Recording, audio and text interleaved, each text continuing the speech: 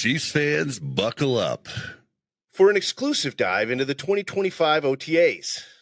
Patrick Mahomes is dropping jaws with his no-look passes. Isaiah Pacheco's looking unstoppable. And would you believe Thornton is stealing the show? Let's dive in.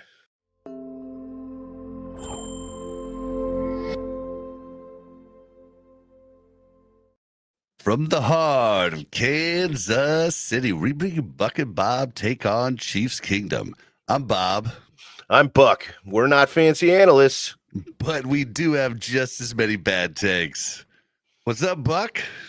Living the dream, pal. Living the dream. How you doing? I'm doing great, man. I'm doing great. Happy to come back here and talk some more Chiefs, even though there's not a lot to talk about, but we're going to talk about what there is to talk about. Yeah, we got lots to say about what there is to talk about. We're going to dive into the press conferences and really get to the heart of what they didn't say. We're going to analyze all of the background. Did you see how he wiggled his left eye towards the top part of the ceiling? You know what that means, don't you? I think that means brain tumor.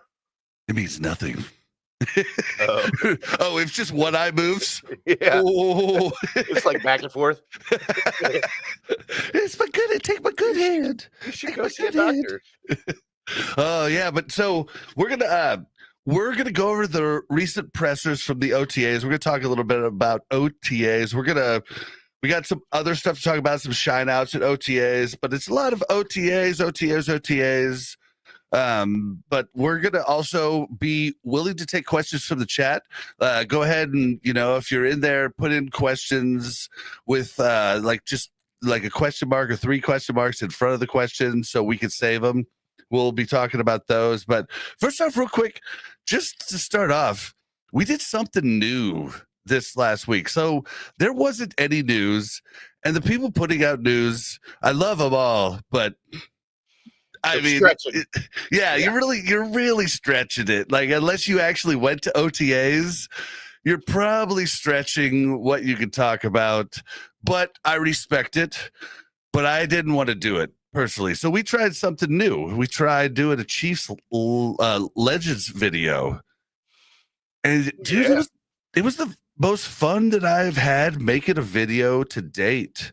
Like, what did you think of it? Oh, yeah.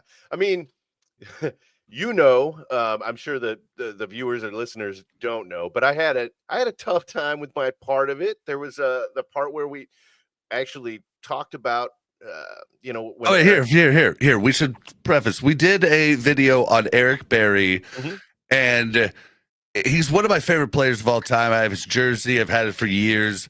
And I stupidly did not think about the parts that I gave to Buck and the parts that I gave to myself. And I did not realize until later what I had done. But yeah, so Buck, go ahead. So it's about Eric Berry. That's what I wanted to get off. So to kind of preface what I had a problem with, my father passed away from complications with cancer in December of 2023. It wasn't cancer that got him. It was the chemotherapy. But so Bob gave me the part where we talk about Eric Berry having cancer. And I read it, in my head 2 or 3 times to just get a feel for it, how I was going to say my piece, and all that. And it was fine. But as soon as I started recording my part and I said the word cancer, man, I just lost it. It's so hard for me sometimes it's still fresh. I mean, I know it's been 1.5 years, almost 2 years at this point, but it never gets easier. Yeah, I know, but I got to get to the point where, I can talk about it and not lose it. But yeah, it was rough. I had to get up and walk away. And I mean, how was it for you when you were editing it? I was editing it and I'm crying.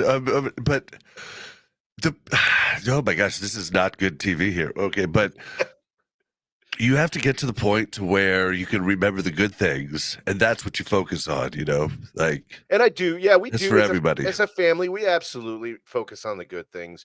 It's just, and I don't know what it is. I mean, I could talk about Eric Berry's difficult, situation and all that. It was literally the word cancer that just messed me up there for a few minutes, but Yeah, I'll get better. But the video was absolutely amazing. The thumbnail was awesome. You guys should go check it out.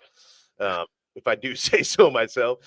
It was just like I had remembered, of course, how amazing Eric Berry was, but it was so cool to go back and really remember even more so how really good he was. I mean, just good at everything. And it was a really cool video that I think we're going to keep going when there's like not a lot of news. It just makes more sense to do that with our time rather than try and milk the news, because it's also evergreen content that people could enjoy that video for decades to come. You know what's cool about it? And I had one comment that said, "Thank you very much for this video. I really enjoyed it." And it just warmed my heart because I was like, dude, I enjoyed it too, man. It was so cool to give tribute to such an amazing man, like a guy that really embodies the true heart of the human spirit. And just like, I mean, it was so cool, dude. And of course, you know who we're doing next, guys? Ollie. Samba, baby. You know we with him next. But yeah.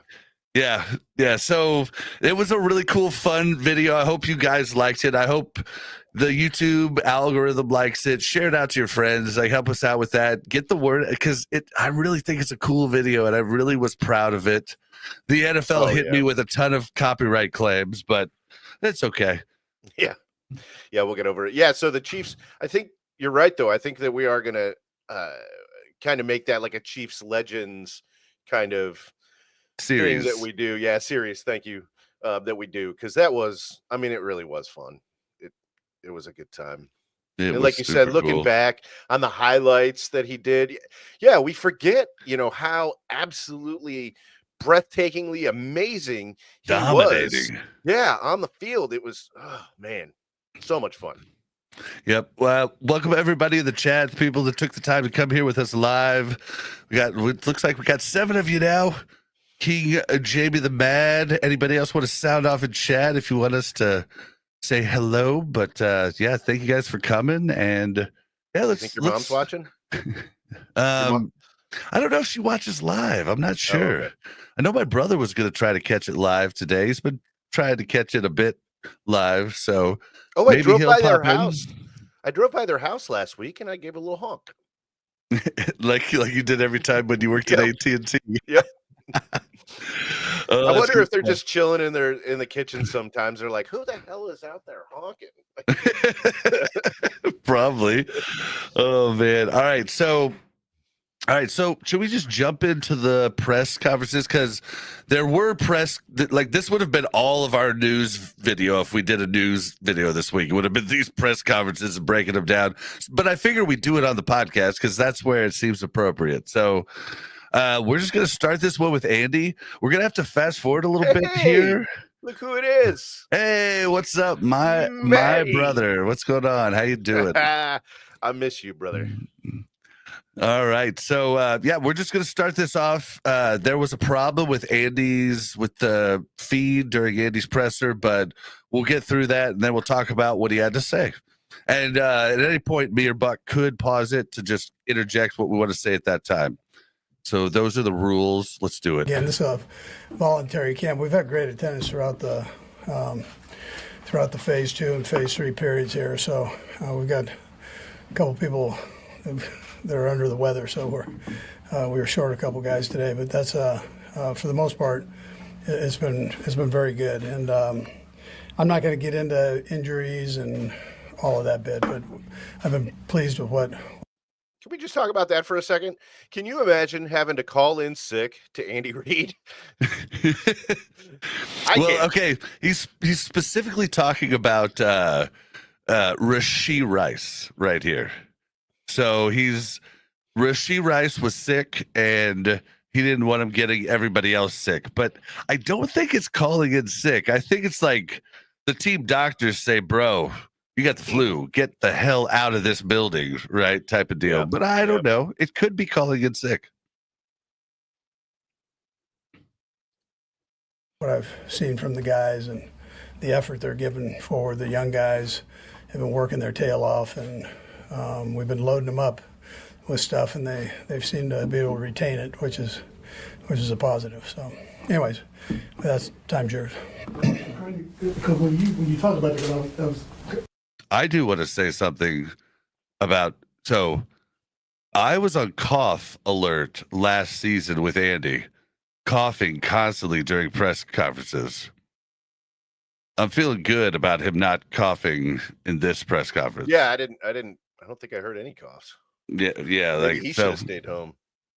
Yeah, I'm just saying. That's going to be my question. It was scaring me last year. Are you looking for when you're out there, especially with the young players, the new players in, talking about the information and the retention? Are you pleased with what you've seen so far? Yeah, so some of it is a retention part of it. And then you get a chance to see skill.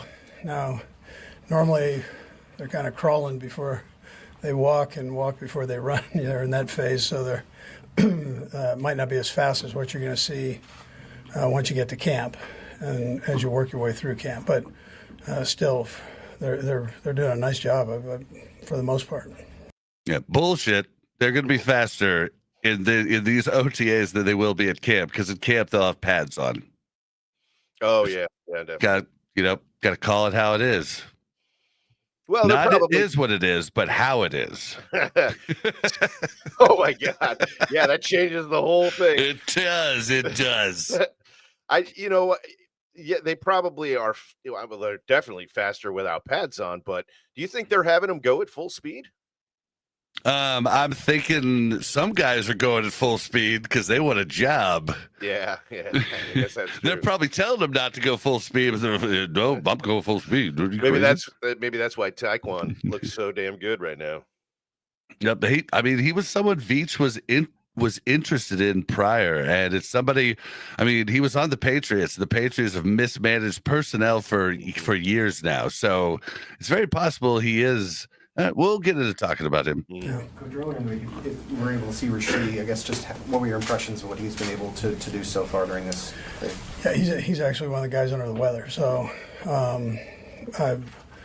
we've kept him at home here. So, but in phase 2, he was great. He just wasn't able to go this week, so we kept him out away from the guys.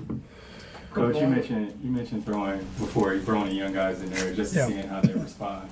Do you throw as much at them as possible, or you kind of just build it up? Yeah, we go.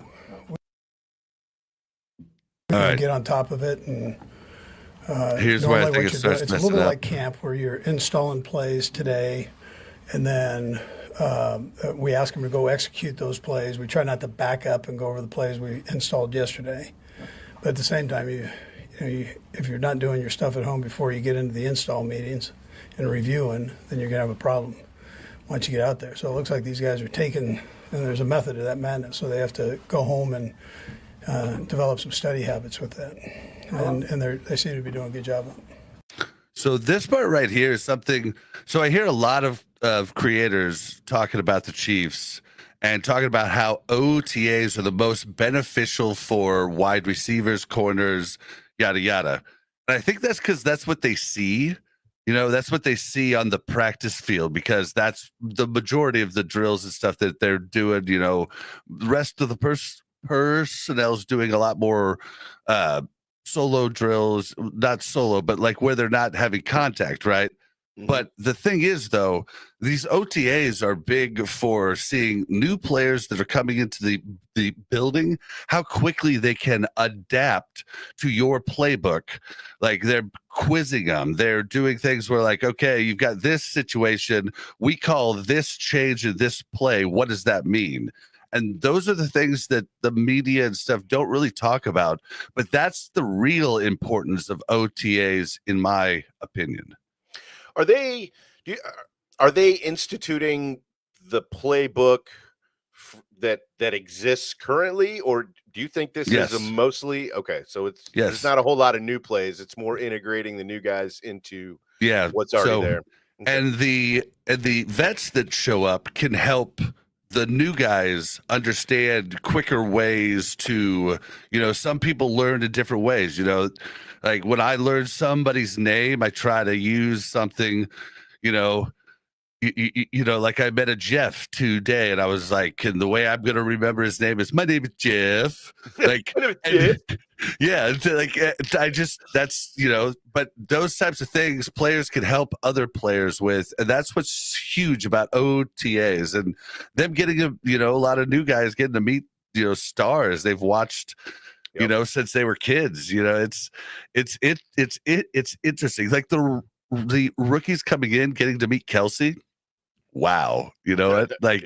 Mahomes. I mean, it's just nuts. But yeah, I just wanted to point that out, that it isn't just about what's happening on the field. The stuff that happens off of the field is one of the most important things that makes teams good, is if your players are smart and actually can understand the why of what you do instead of just the how. Yeah. The why is very important, because things could change. And if you don't know the why, then you don't know how to change and make the correct adjustments. Absolutely. Mm-hmm. Yeah. The why is very important in everything in life. But Chris Jones, I'll bet he's no. I was just going to say, Chris Jones is there too. And he'd be a fun guy to just go talk to. The entire D showed up, every single person. I'm so stoked for this season, man. I'm a little worried about Trey Smith not showing up, but I don't think it's a big deal. I think it's just because they're in contract talks, and it's what his agent told him to do. I think it's basically what the deal is. Yep, I agree.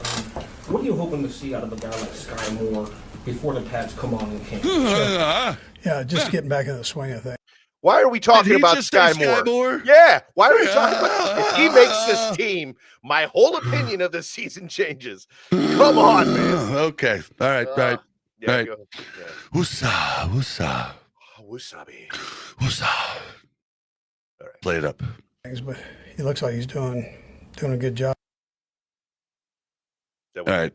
All right, this is where it starts to mess up. We're just going to have to skip. The phase 3 part at all, other than the individual stuff.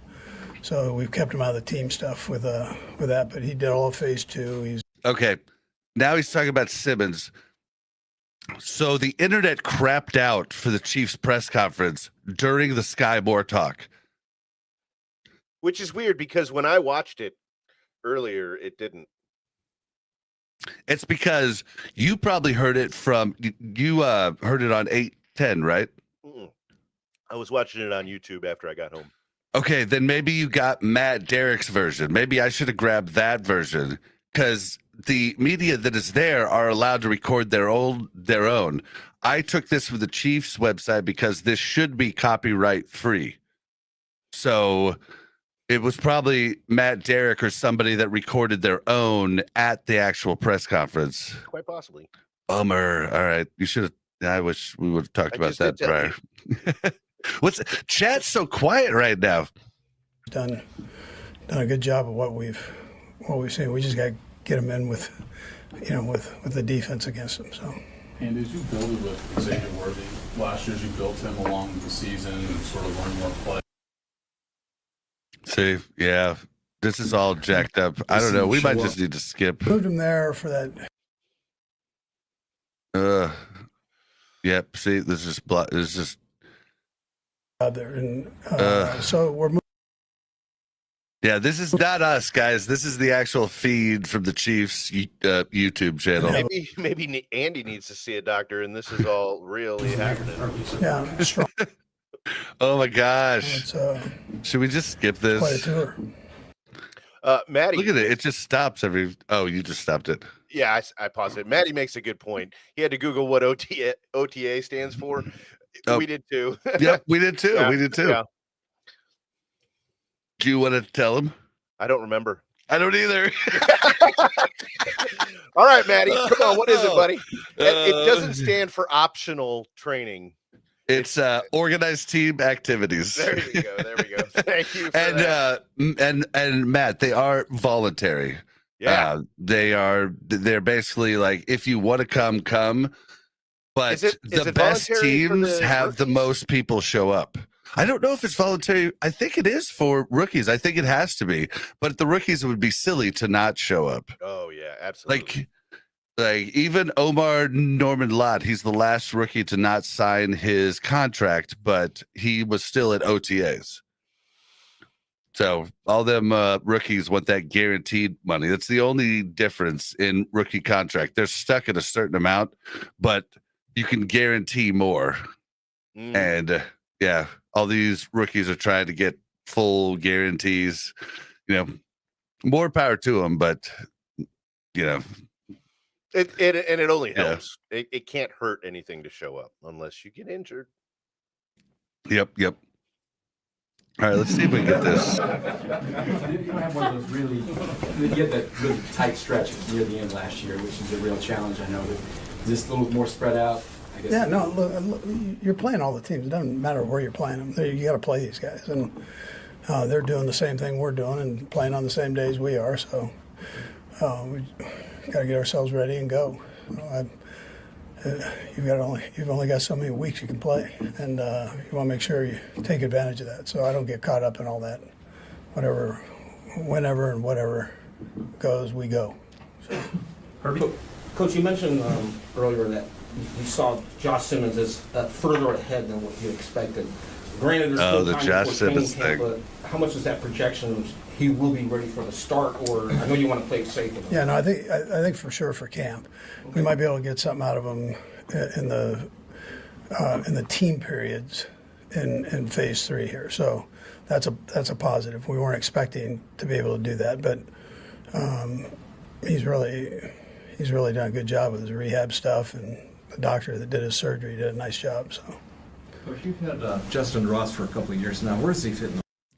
Oh my God, Justin Ross. But yeah, dude, let's just hold Josh Simmons out. We got a guy making $15 million.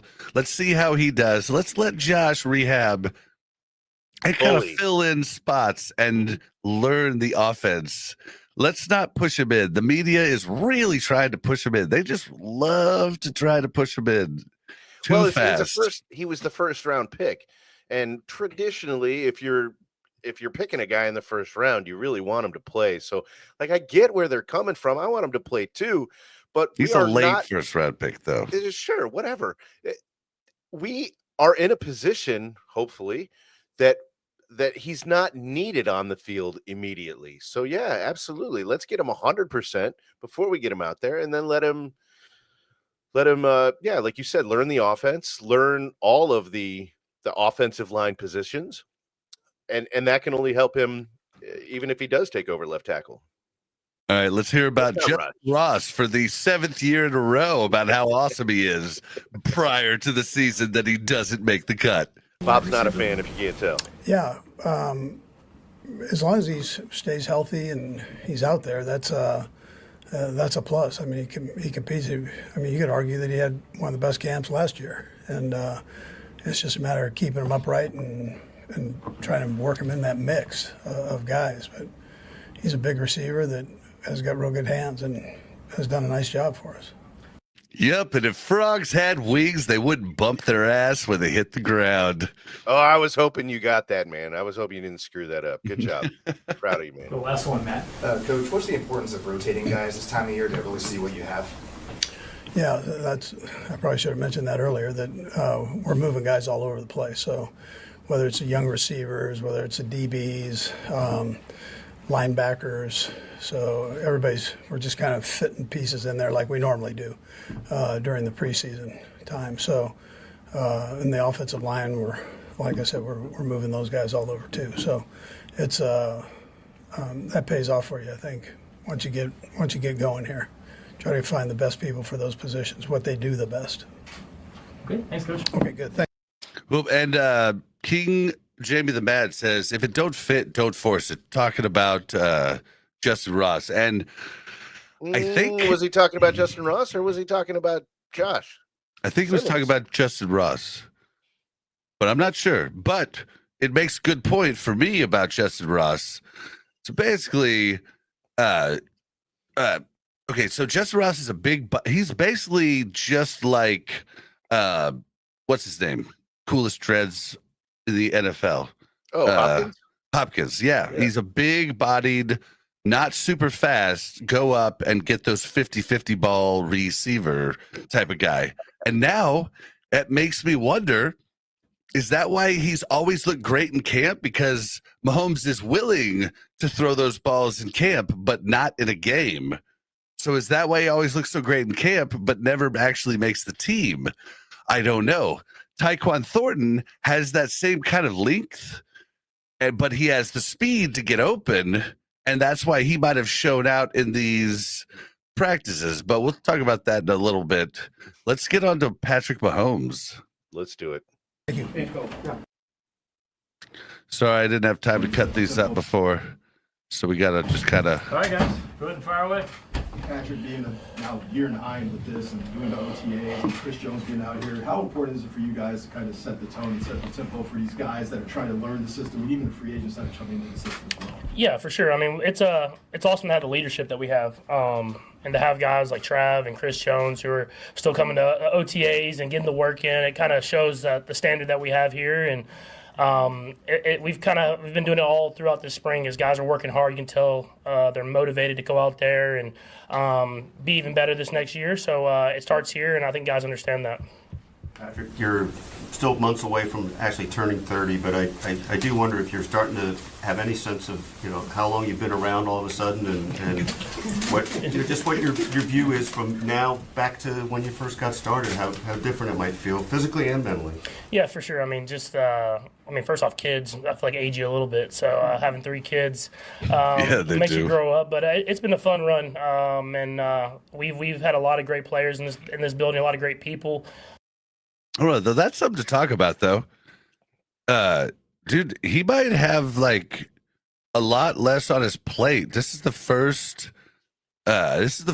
year that he's not going to have a bun in the oven. Well, he's got 3 a bun in Brittany's oven. Sorry, 3 fully cooked buns at home. Well, 5 fully cooked buns. No, 3. Yeah, 3. If you're only Sterling, Golden. Oh, and so it makes it enjoyable to come to work every single day. And I still got some guys with me that've been there the whole time. And then adding new guys gives you a new juice and a new spirit to go out there and be even better. And so a lot of young guys now, so just trying to relate to them as much as I can. But at the same time, I'm still not 30 yet, so I feel like I can for at least right now. Patrick, a difference in your body at 29, though, from 20, 21, 22, and punishment of the NFL for all these years? Not necessarily. I think more than anything, I have a. He's like, I could grow facial hair now. See? Yay! I will say, without the hair pushing his hat way up, he looks good in a ball cap. He looks great in a ball cap. He looks good, man. I don't love the hair. Looking dapper.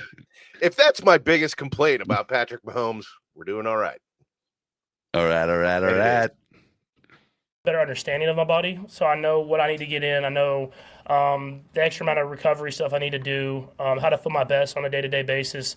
I mean, obviously, I probably bounced back a little bit quicker when I was younger, but at the same time, I have a better plan. Does he's talking about bouncing back a little bit quicker and all that. Does he look a little bit thinner to you? He looks, and his shoulders look broader. Yeah, I feel like he's been in the I wonder what he looks like with, okay. Don't sue me. I just want to see him with his shirt off. I want to see if the dad bod's still there, or if he's starting to, get the little Brad Pitt from Fight Club going, because he looks slim here, man. He looks good. He's looking damn good, yeah. And a better standard that I kind of hold myself to on a day-to-day basis, so I can be ready for every single practice. Patrick, you mentioned the young guys. What's your approach to mentoring? I always want to meet the person first, and so it's about getting to know the person and then seeing what I can do to help them get better and help them push forward, because it is hard. I mean, it starts OTAs, but going through training camp and going through a long NFL season is hard, and you want to the guys know that you care about them, so you care about them as a person first, and then you mentor them on the field by pushing them to be better every day. Generally, how long does it you feel like it takes for you to understand their individual personalities? Because everybody different. Yeah, I mean, once you get to St. Joe and you live in those dorms, you kind of start understanding each person more and more. And so, no, it's cool getting here OTAs, being in the building, meeting the guys, and kind of building that relationship on the field. And then when you get to the kind of training camp in the season, you really get to meet the person even more. And so that's why we always harp on it. But it is fun to go into St. Joe and kind of meeting all the new teammates and new free agents that you have. You mentioned Travis Kelce and So he likes Sky Moore as a person, just doesn't like Sky Moore as a receiver. I'm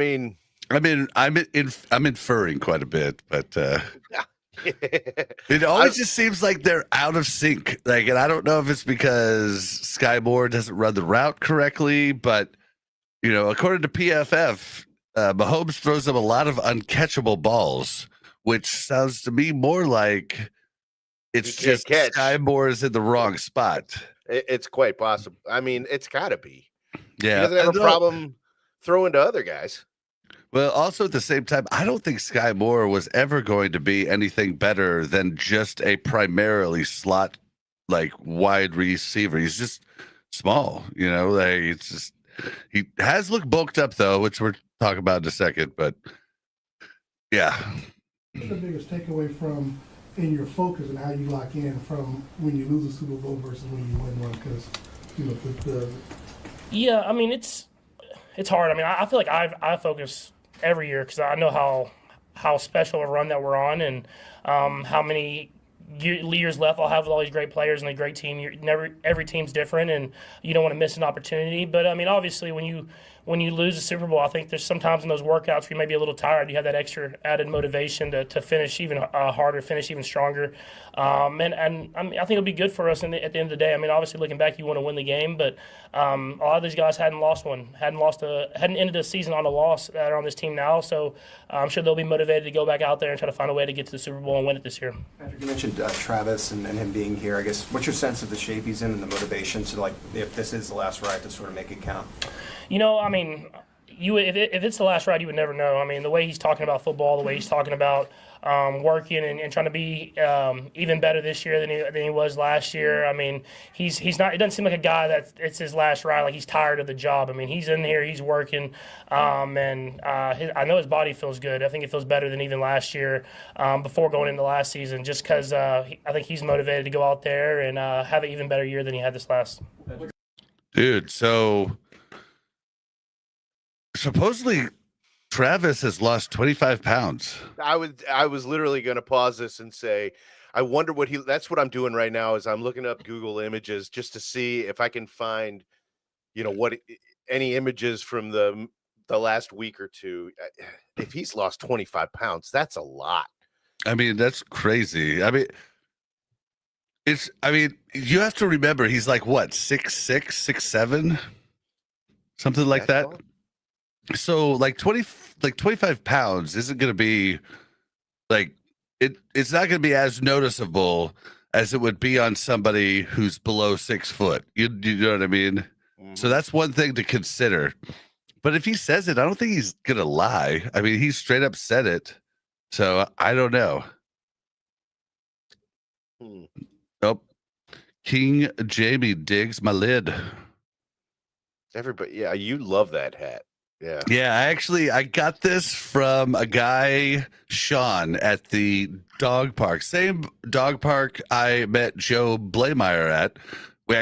Me, Sean, and Joe talked for about 30, 40 minutes. But yeah, same place.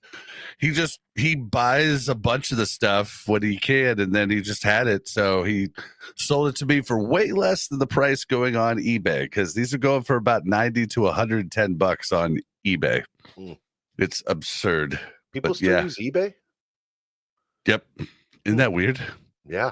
It's going for the same on Facebook Marketplace too. I haven't looked at eBay in at least 5 years. All right.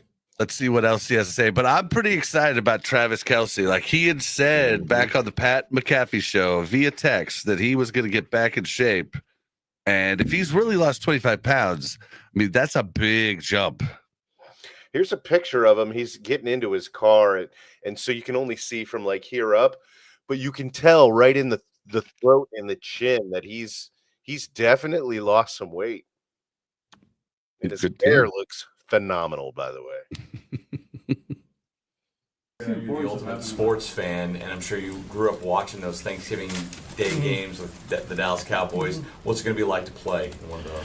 Yeah, it's gonna be special. I mean, I've wanted to play at Cowboy Stadium, obviously, just because I haven't got the opportunity to actually play in the game. We played my first year we were there. I was at the game, but I didn't get to play. And I'm growing up watching those games, going to those games was a special experience with me and my family. So I'm excited to get everybody there, and then to play on Thanksgiving. I mean, you're in Thanksgiving in Texas, you're watching the Cowboys play, and so it'll be a special moment. I know those ticket prices went up a little bit for me, but other than that, I mean, it's gonna be cool to play on Thanksgiving, have the prime time, have that 3 o'clock kick, and be able to go out there and play in front of hopefully a lot of my friends and family. Have you been to one of those Thanksgiving games? I haven't been to a Thanksgiving game. I obviously went to a lot of games growing up, and I played it there when I was in college. So it'll be exciting. My son's birthday is the day after, so hopefully we can find a way to win and then get to celebrate my son's birthday the day after that. Sam? King Jamie. Oh, I lost all hearing here. I can't hear you at all, Bob. Can you hear me? Somebody in chat tell us, is it my headphones that are bad or is it Bob's mic? Well, let's play this again. And Patrick, a couple of things. What's the importance of having Travis out here? And I know he wasn't here today, but he's been here. Yeah. No, it's extremely important. I mean, just because whenever you have, like I always say, whenever you have the guy that's already got the gold jacket on, if it's him or Chris Jones, and they're working hard and they're showing what it takes to be great, it's easier for me to talk to the young guys and say, like, when they're tired, that they need to keep working, they need to keep pushing, because they don't need to be here. I mean, they don't need to be here, and they're still going to go out there and have success on the field. They take care of their bodies and work hard in the off season, and so for them to still show up and set that standard, it sets the standard for everybody else that's going on the practice field. Yeah, so them showing up, like people like Chris Jones, Travis Kelce, like this just shows everybody on the team that it's setting a lead by example. Oh, also, Buck, did you see our private chat? Nope. Make sure to check that. All right. But yeah, so yeah, I think it's a good thing. I also think it's kind of sad that we're giving Hellsberg Diamonds a little shout out, and they are not sponsoring us. It's only on Patrick's though, so it's Patrick's Hellsberg's.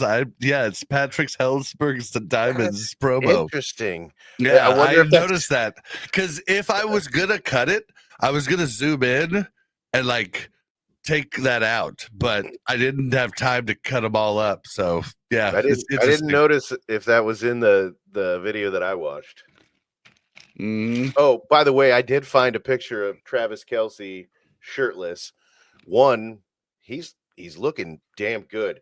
Two, that dude has a hairy back. I mean, the Kelces? Yeah, well, you know that Jason does, but oh my God, I would not have imagined Travis looking like that. They are part gorilla.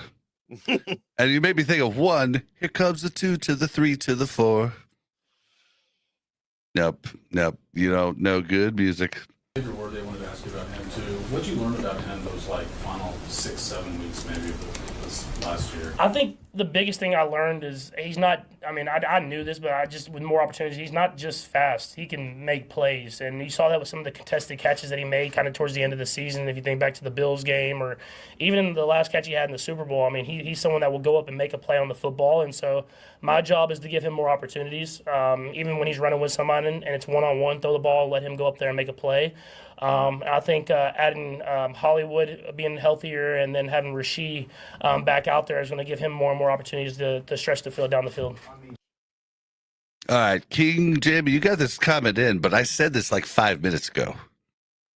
Yeah, and he said he's called Big Yeti? I've never heard of Travis called Big Yeti. Oh, you don't You heard that? watch New Heights, dude. Yeah, he's the Big Yeti. There's shirts. There's like New Heights shirts. Big Yeti. He's called the Big Yeti. He's one hairy dude. And if he didn't groom that, wow. I mean, we would literally be an ape. I wonder if Taylor makes him get waxed. Oh man, I'm thinking of the 40-year-old virgin where Kelly Steve Clarkson. gets and that was actually real. He actually did that. That's so all of those remarks are like real. Like you see how red it is right there? It's That bleeding. was real. Oh It's my bleeding in god. parts. Yeah. Oh, it was so bad. I remember when I watched that the first time, I'm like, oh my God, they CGI'd in some blood. That's crazy. Nope. It's real Steve Carell blood. Oh man.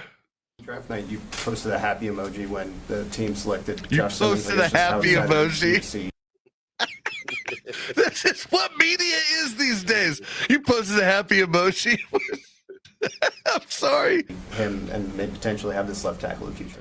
Yeah, no, for sure. I mean, just he's built like a left tackle. I think that's the biggest thing you see. I mean, obviously, we're building him up with coming off the injury, but he looks great. I mean, he's moving well. He's doing all the right things, and he's working extremely hard. And whenever I go to the training room, he's in the training room working to try to get back on that field as quickly as possible. And so, more than that, I think Veach and Coach Reed and all those guys, they brought in competition, and they want guys to go out there and be the best they can possibly be. And I'm excited for us to get through training camp and get to go against our defensive line, which will be a really good defensive line, and it'll be a great test for those guys to kind of prepare for the season. Tom mentioned Rashid played most of the year without him.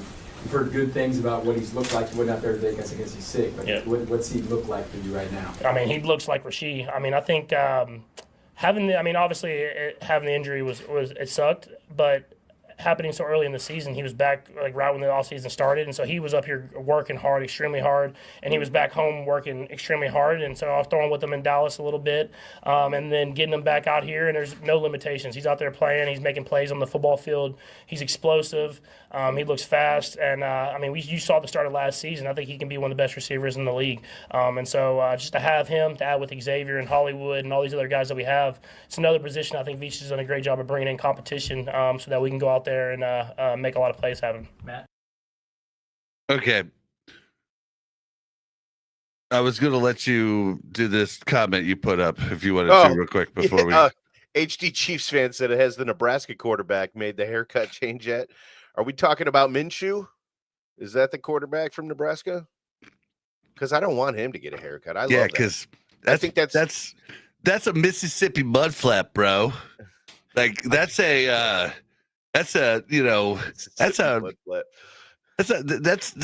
high quality mullet right there. You do not want him to get rid of that mullet. I think it's like it just looks like a mullet when he's got the hat on every time. Yeah. But I think it is actually just long hair. Oh man. Yeah, I don't want him to get a haircut. I think it's kind of like Samson from the Bible stories where he gets his power from his hair. Yeah. If he cuts it, he's going to have no personality anymore. Yep. Yeah. I think he has exactly the hair that he should have. But I wasn't sure. I wasn't sure what that was about. But yeah, so Rashee Rice, dude. Mahomes, shame on you for hurting Rashee Rice. But Rashee Rice was on pace to be a top 5 receiver in the NFL. And if Jamari Chase hadn't had such an absurdly good year because his defense was absurdly so bad, I would have said Rashee Rice was on pace to be the best receiver in the NFL. But no one's going to have that while, the Bengals have the worst defense in the NFL and one of the best offenses in the NFL. It's just, he just couldn't have it. But yeah, Rashee Rice, if he comes back, he's going to be amazing. Okay, so HD Chiefs fan, he clarified here. The quarterback that plays for Nebraska Cornhuskers has modeled himself after Patrick. I remember hearing about that. I remember That's this a really too good now. Question. Has he changed his hair? I hope not. I hope he's still that age that he can pull that haircut off. Although I still think Patrick is too. But yeah, we've got DTN from New England Patriots Talk is in here. What's up, buddy? How you doing? What's going on, man? What's going on? Thanks for watching us before you go live. Appreciate it. So yeah, if Rashee Rice comes back like he was, I mean, this is going to be nuts. Although I do have some things to say. We're going to talk about when we talked about the wide receivers. We're going to get there, but like, I just want to temper my expectations because we just don't know. I mean, that was a big leg injury, so I just want to temper my expectations. I mean, he was looking good, and he hadn't had an injury, like a big injury prior. We just don't know how he's going to bounce back, and I don't want to be overly excited and then get let down. So I'm hoping, but yeah. I don't know. Are you have any thoughts on Rashee Rice? You're just like, no. Oh, yeah. I mean, I kind of feel the same way about Rashee that I feel about Josh Simmons as far as that's concerned. Let him rehab 100%. I think our receiver room is good enough to go without him to start the season if need be. But man, he's been out since, wasn't it like week 3, week 2? I mean, he's been out a long time. No, it was week 3 or 4. Okay, yeah, but I think it was 4, right? Was early it in the 4? season? Chat, can you help us out? Was it 4? And I need to say something. You said, didn't you say shame on you, Patrick, for hurting him? Yes, shame on you, Patrick. Okay, you can't shame and on shame Patrick. on you, Thornton, who was also the one that picked it off, who's now on our team. So yeah, but you can't shame on Patrick for that. I mean, he was going to get the ball. It's a lot of joke, quarterbacks, bro. It's a joke. Okay, that's a joke. I say, son. That's a joke. I say. But a lot of quarterbacks lay off on that and just let the play go on the way it was. But our quarterback is, I mean, he leads by example, and that's what he expects everybody else to go do. So why wouldn't he go do that? Shame on you for shaming Patrick, buddy. Shame on you, Patrick. And HT Chiefs fan says, and if is the operative word, our O-line is better than decent. This wide receiver group with Mahomes should be deadly. This wide receiver group is deadly, but it does have a critical flaw that we're going to get into a little bit later. With the receiver group between workouts in Texas and getting back here, I hope that's not part of it. And what have you kind of learned about maybe some of the new faces that you're throwing to? We're fast. I think that's probably the thing that stands out the most. You talk about Xavier, Rashee, Hollywood. I mean, Thornton. I mean, Royals coming in. Like, we got guys that can roll, and our job is to test the defenses down the field, and we have to get back to doing that if we want to open up other guys underneath. So I think Coach Reed's challenged me this offseason to push the ball down the field, let guys have chances to make plays, and then once we get that back to where we want to in our standard that we believe we should have, then we can come back to the underneath stuff. We'll do a few more. All right, here, real quick. King Jamie the Mad. You mind read this real quick, Buck? Yeah, Rashee needs to settle his legal stuff ASAP and get back to business. I sure like a receiver who wants to go fast and get back to the old shake and bake. Shake and bake.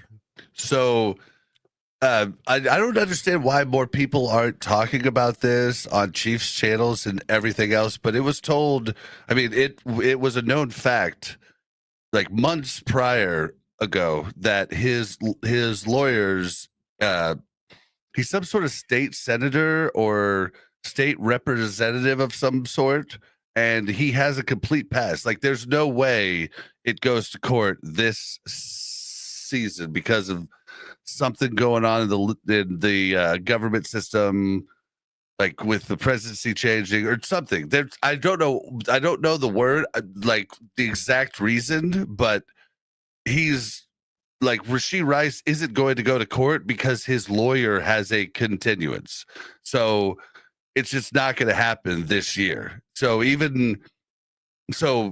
don't really have to, it's a non-topic right now, but I think maybe a lot of other Chiefs channels just want to like milk talking about it. I don't know, but it's really, his legal stuff is a non-topic for this season. We can talk about it next season because that's when it could be a little scary. But for this season, Rashee's playing unless he gets hurt. Don't even say those words. Steve, go ahead. Patrick, sticking along the same lines with the wide receiver group, Sky Moore, we got a good chance to look at him again during the offseason, but what are your expectations for him this season? Yeah, I mean, he's. Why do they keep asking about Sky Moore? Unless it's, oh, you guys let Sky Moore go. How does that make you feel? Like, I know. It's frustrating for Chiefs fans. He has bulked up crazy. It's a little weird. Like did he bulk up his finger muscles? Because that's the problem. Honestly, his catching, if it touches his hands, is pretty good. It's just like, it's honestly his route running is what it's got to be, because if you look at the stats, Patrick doesn't throw him catchable balls, where he does throw catchable balls to other wide receivers. I think Sky's just always in the wrong place. Maybe, but I'm pretty sure I saw him. Like I distinctly remember you saw him drop punts. Yeah, you saw him do that. No. I distinctly remember a pass last year. I couldn't tell you what game it was, but I mean, it was a little high, but it was definitely a catchable ball.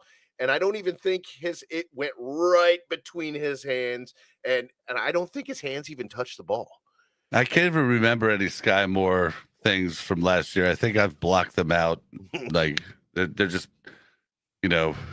I will say, if Sky Moore makes this team, then I don't think the wide receiver room is nearly as deadly as we're all thinking it's going to be. Yeah, well, there's another reason it might not be as deadly, but we'll get to that. His job is to come in here and compete. Sky always is one of the hardest working guys on the football field, and whenever his number's called, you see him go out there and he makes plays happen. And so, like I said, Veach has brought in such great competition in that room that it's you kind of go in with an open mind, and you let guys go out there and compete and try to see who the best 6, 7, 5, 6, 7, 8, whatever guys that is, make the team. But it's all about competing and making each other better. Year down the road, but what he should say is Sky's willing to do the dirty work, just like Justin Watson was willing to do the dirty work. That's why Justin Watson was in 60% of the plays, but you wouldn't know that because he didn't actually ever get the ball. He did the dirty work. Same as what Sky Moore's been doing, which is an important part of the team. It is, but you still have to produce something. Yeah, when the ball's thrown to you, those few different times, you need to take advantage. And I will, I'm not a Watson fan, Justin Watson, but I will say that, when he did get his opportunities, he did a pretty good job. So wow, that's a big step for you, man. I'm proud of you, buddy. Yeah, I mean, he's still not a good receiver. Like, you have bad receivers to do this job normally, because good receivers don't know how to do it. Their ego won't allow it. So that's you need aging receivers like a Juju, or not good receivers like a Justin Watson to do these types of tough jobs and actually come in with a smile on your face week after week. The Olympics coming up and NFL players being allowed to play flag football. I know Travis has put his 2 cents in. I know you've said stuff before, but now that it's a thing, how much you try to petition Andy to try to, play in that? Yeah, I know. It's awesome, honestly, just to be able to showcase the NFL to the whole world through flag football. But I'll probably leave that to the younger guys. I'll be a little older by the time that thing comes around. Dude, the more and more I learn about flag football, the more and more I think, this isn't awesome at all. This isn't the NFL at all. No. It's a have you game. looked into flag football? I mean, it's a little bit. Yeah, it's silly. It's absolutely silly. Like, there's going to be no offensive linemen in the Olympics. There's going to be no touch quarterbacks in, good throwing arm quarterbacks in the Olympics, like anybody who could just touch pass. Like, there would never be a Matt Stafford, no matter how old he is. There will never be a tight end in the Olympics. There will never be a defensive end in the Olympics. There will never be a linebacker in the Olympics. You're going to have wide receivers and DBs and scrambling quarterbacks. And that's what flag football is.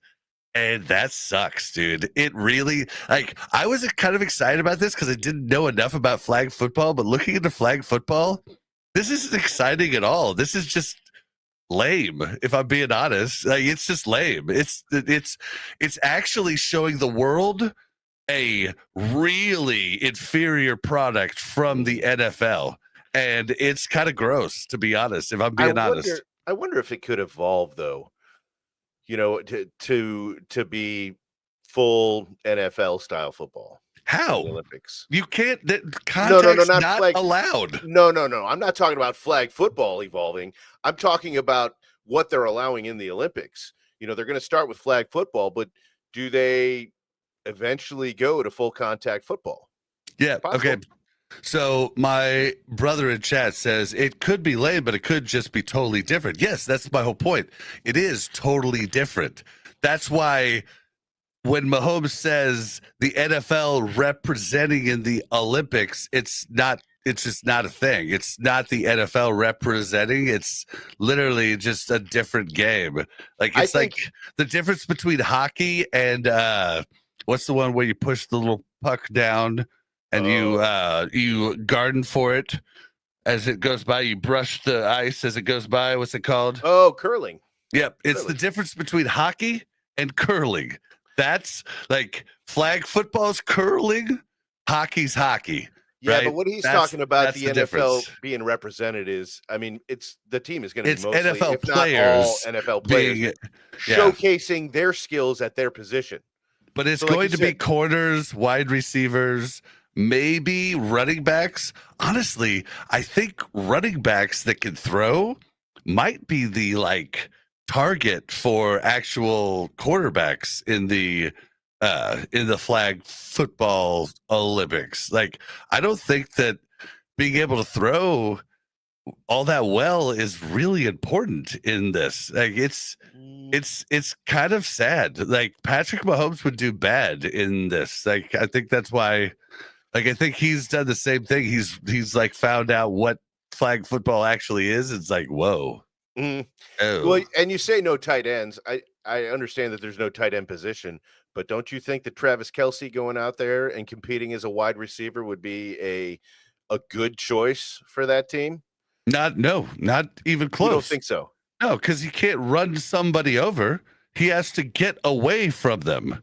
You see what I'm saying? Like yeah, but his just specialty is finding the open spot on the field. This is literally the opposite of the tush push. It's the tush grab. Is what like flag football is. It's tush grab football. Like, because you're just grabbing their tush to get the flag. That's really what it is. It's lame. I'm sorry. I was trying to be excited about it, but when I looked up and I watched the play, it's lame, dude. It's lame. It's lame. It's lame. I'm sorry. All right. It could be like hockey and air hockey, though.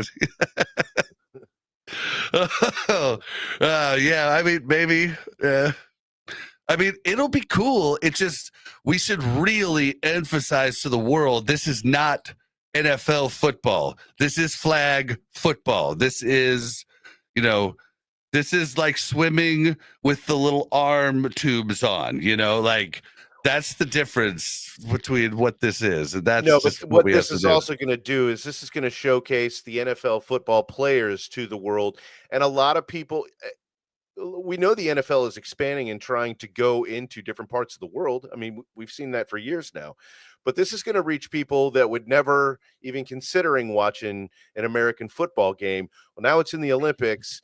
And these guys have skills, and this is going to be like the dream team of the late 80s, early 90s of the basketball when the NBA players joined the Olympics and absolutely just demolished the rest of the world for years. That's because that's what's going to happen here. Yeah, 4 DBs and wide receivers. Sure, that's my whole point. It's just it's not going to be as cool as it's not the game of football, right? It's flag football, but it's still going to allow wide receivers and defensive backs and quarterbacks, mobile quarterbacks, to showcase their skills. Yep. But like I said, my thesis at the very start was it's not going. Mahomes was wrong in saying it's going to showcase the NFL to the world. And that's not what it's going to do. It's going to. Hopefully people research football afterwards if they don't know anything about it. Because if they see flag football, the NFL's dead. No, like No, worldwide, their growth, like worldwide's dead. If if people actually believe that that's what the NFL's like. But HG Chiefs fan, I disagree with you completely, but I will give you the stage because you are a good watcher of the podcast and you deserve your opinion to be heard. I disagree, but I respect your opinion, and that's just my opinion. I could be wrong. I agree with you, HD Chiefs fan. I mean, Justin Watson has not been deplorable at all. I mean, he makes big catches and he makes contested catches. I've seen it every season.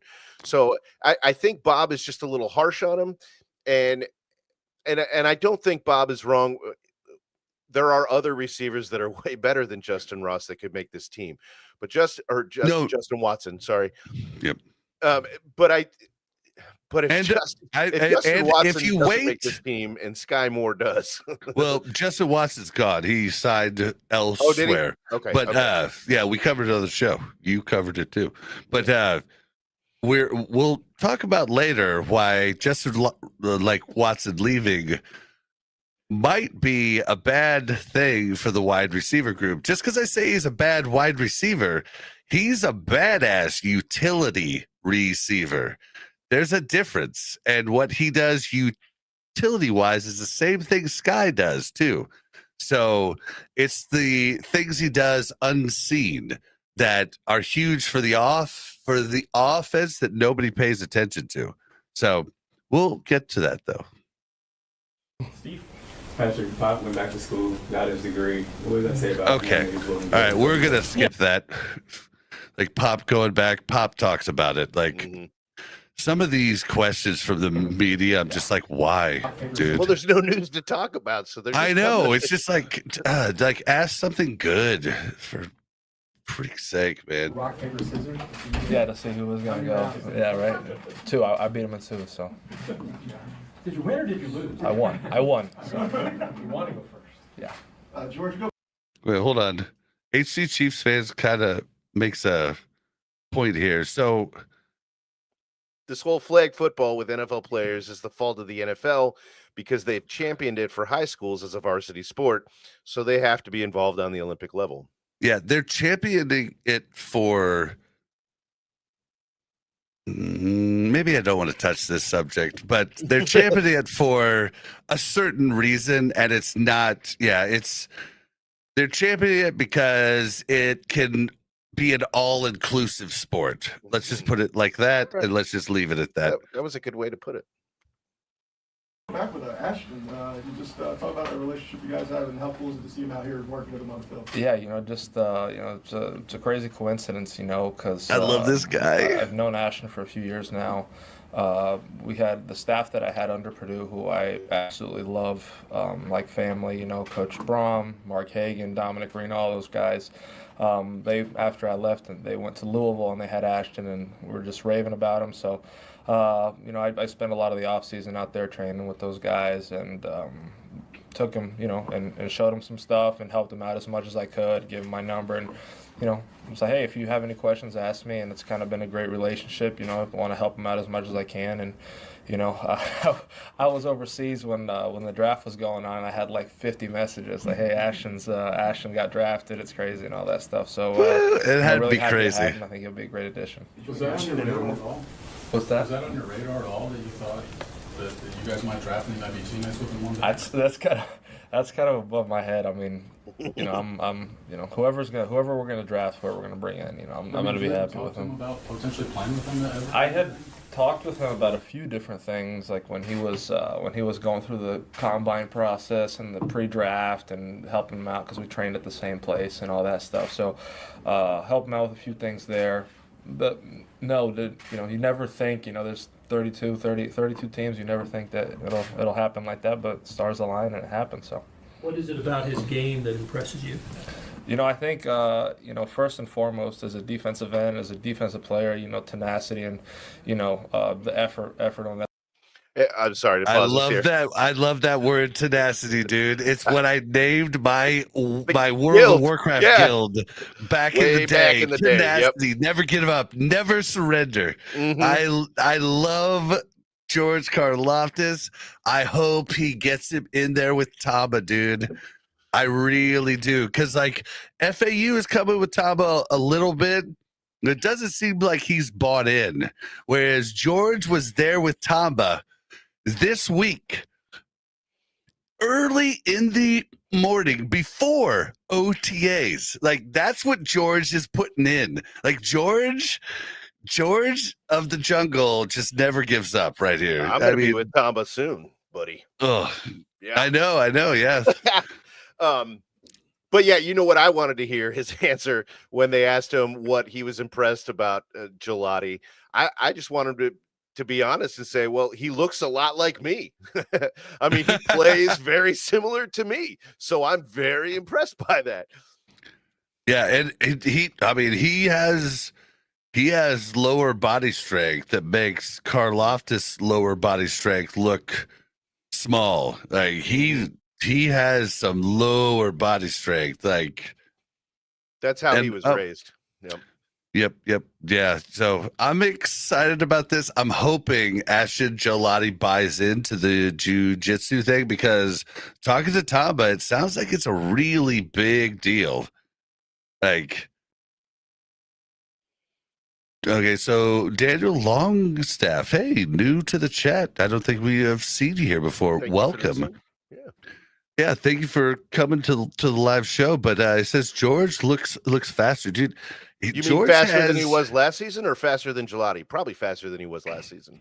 Yeah, I think that's what he's saying. And I think George has improved every season, and he goes to every length to try and get better. And we also have to shout out Tamba. Tamba does this free. This isn't like paid coaching for like a NFL player that said he does it because he loves the Chiefs. He loves what the Chiefs did. He talked to us about, when we had him on the show, he talked to us about how he was so impressed with the Kansas City Chiefs ownership, how they gave Eric Berry a contract after he came back from cancer. And they weren't even sure that he was going to be the same player, but they still paid him. And that's pretty cool. Like, so he does this for the love of the game and for the love of the Chiefs and for the love of the new Chiefs players. And that's amazing. So I hope these defensive ends and tackles really take advantage of this opportunity that is given free for no reason, no gain whatsoever. Do you think that I lost my thought there. Damn it. The love of the game. Oh, how awesome would it be if Tamba joined this coaching staff, though? I would lose my shit. Absolutely lose it. I would love that. I would love it too. I don't think he wants to. I think he likes his role right now.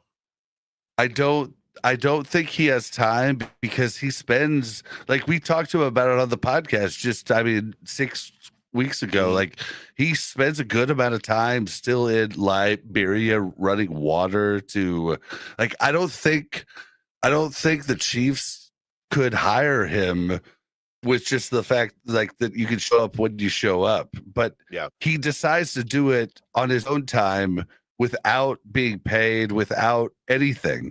I mean, he just that's just the type of guy he is. And I think he wants to continue his philanthropy, which is basically like what he's doing with the Chiefs too, but he wants to do it in Liberia too. He wants to spread it out. And I think that's awesome. I think he's probably pretty set financially and he's just, well, he's got another doing career. His thing. He does music, and I spent some time listening to his music. His music is not bad at all. I mean, if you're into that genre, it's really good music, and I am kind of into that genre a little bit. So he's and we're going to be putting some in. Yeah, we have his permission. We're going to be putting some stuff into our intros, outros, maybe shorts, different things. But yeah, okay. So Buck, do you know what these comments are about from Little Cam 51? I think this is a flag football team. So the Battlehawks are one game away from the spring Super Bowl championship. I'm guessing, and then HT Chiefs fan followed that up with the Battlehawks fan base is amazing. I'm happy for their success. I think it's a flag football team. Is it? So it must be. There was a quarterback in the flag football UFL. world, UFL, United Flag League. No, the United Football League, the basically minors to the NFL. Oh, the one that, like, they really need to get that more televised because you just don't see it. There's no football right now, so if there's football going on in the UFL, I would just you can watch it right. You can watch it right now. I mean, yeah, it's interesting. I kind of wish that we would go to more of a Europe style, like, type of deal, because then I would watch the UFL. Like right now, the UFL isn't really worth my time.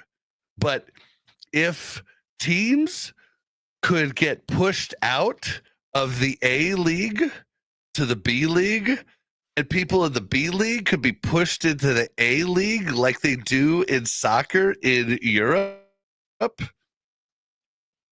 I mean, the Browns would be, moving down and they'd be out. But, like, you'd have some new teams coming in, like, that could be interesting. And I don't know if I really want it, but, I mean, it could be interesting. Like, I mean, the Browns don't deserve to be an NFL team. I'm sorry. No, but there were definitely years that the Chiefs didn't deserve to be an NFL team either. I don't Back think in the 80s. so. No, I don't. Like, the Browns is a mismanaged team. The Chiefs just had hard luck. Like, they were still trying to win. The Browns haven't tried to win. The Bengals have lucked into shit, but they haven't tried to win. They haven't used strategies that work. I mean, I don't know, man. I think it'd be pretty interesting if we could I don't know, man. It would really light a fire under these NFL owners' asses.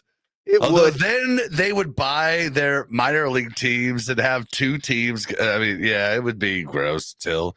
But in the Europe leagues that you're talking about, isn't that an every season thing? Like, isn't it always the bottom team? Yeah, you could move up to the Premier League. You can move down. Yeah, so losing I don't know a ton NFL about status might kill an NFL franchise. So I don't know. Yeah, I wouldn't. Like, I wouldn't the hate to see Browns it, should have been but killed years back. One bad season, that's all it would take to, Patrick Mahomes going down in week 2 for the season, and we could be moving down. But then it's fun for the Patrick when he comes back next year, and the Patrick Mahomes led Chiefs just absolutely obliterate the B League. I don't think the Chiefs have ever had a season where they would have dropped down. That's the thing. That's the point I'm trying to make. Like, this stops the trash teams from continuing to be trash and making the NFL worse. Like, yeah, I don't think the Chiefs, like, ever would have moved down. Like, have the Chiefs ever had a first overall pick? Nope. They have not ever been the absolute worst team in the NFL. Their worst season, they had 2 seasons where they were 2-14. Yep. And this they did. They had the number 1 draft pick in 2008. Was it because they had the worst record? I don't think we had the worst record. I mean, how else do you get the number 1 pick? Because you might have traded for it at some point. Yeah, it's possible. Yeah, but either way, everything would shuffle out different. There would be nobody tanking at the end. Yes. Like, if one team, the worst team in the NFL leaves and the best team in the UFL goes up, there would be a lot less tanking. Oh, that would a lot less tanking. Like, yo, you want to tank for the first pick in the overall draft? Well, you should tank. Make sure you get the second one, because that's going to be the second pick, because the first pick's going to be the new team moving in. So make sure you don't do something stupid. HD Chiefs fan said, just to clarify, the Battlehawks is the St. Louis team. So I'm assuming that would be the closest team to here. Is that why they're paying attention to the Battlehawks? I got to look into this. Brother. This is all new to me, man. Oh, dude, UFL thing. I've seen clips of it. I'm sorry, like, dude, I got real into the XFL when it was coming out. I was like all like about that. Then yeah, I've been burnt. Like, it's gonna have to be cool for a long time before I go into it. I mean, years. It's been cool for like 5 years now, Buck. Okay. Yeah, I mean, it's been a thing for like 5 years. Like, I mean, I've people heard talk about quite a bit. I've heard UFL before, but you know, when I'm at work and when I'm driving around with my kids on the weekend and stuff, my radio is locked on 810, and you know, for them it's Chiefs and NFL, and there's not a lot of talk about other leagues at all. So, All right, well, let's drop this subject, but anybody in the comments talk about that, because like I really think it'd be great to like light a fire under these NFL owners' asses. Like, and yeah, you want to tank? You better tank just to make sure you're not too low, because the bottom guy goes down to the UFL and the top guy comes up to the NFL. And that would be cool. You know what? I love that idea just for the tanking reason. Just because I hate it when teams tank. I mean, there have been years where I've rooted for the Chiefs to tank, but I just don't think the Hunt family would allow that to happen ever. That's just not how they run this organization. Most teams don't. In the past, I have rooted for that for the Chiefs, but that was a younger, less mature Buck. But I less educated Buck as well, right? Well, I mean, with time comes, you know, knowledge. So yeah, with time I'm more educated than I was an hour ago. Yeah, with time comes knowledge, comes from education. With time comes wisdom. Mm-hmm. All right. Never betray you, so definitely that, and that sticks out. You know, he's a strong kid. He wants to be good. He's humble and he's a hard worker. You know, all that is aside from all the great physical attributes he has. So I think he'll be a great player in this league. George, between that addition and Lamar, it was 4 picks. You just add to the defensive line. Just what do you think that's going to mean for the pass rush this year? Yeah, I mean, I think I know those guys. They're young, they're eager, they want to learn, they're humble.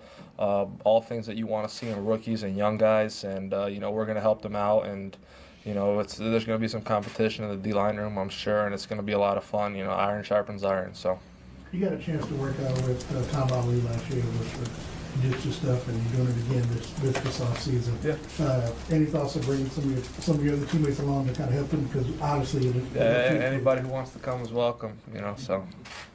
Hey George, what does it mean to you to have Christian? He said anybody wants to come. It's huge, you know. You know, when we're all together, when the band's together, you know, it's great. We have a lot of fun. We get better. You know, it's felt like an in-season practice almost, because we were going at it. We were working on stuff, you know. So it's a lot of fun, and it's great to have everybody together. George, on the business side of football, the Chiefs exercised a fifth-year option on you. What did that mean to you, and how hopeful are you that you are able to work out something long-term that you are here beyond that? Yeah, he has a good answer. I'll let whoever has to handle that. But, you know, I'd like to be here as long as I can. You know, my now fiance and I absolutely love Kansas City, love this organization. So, you know, I'll let whoever is to handle that. But I love it here.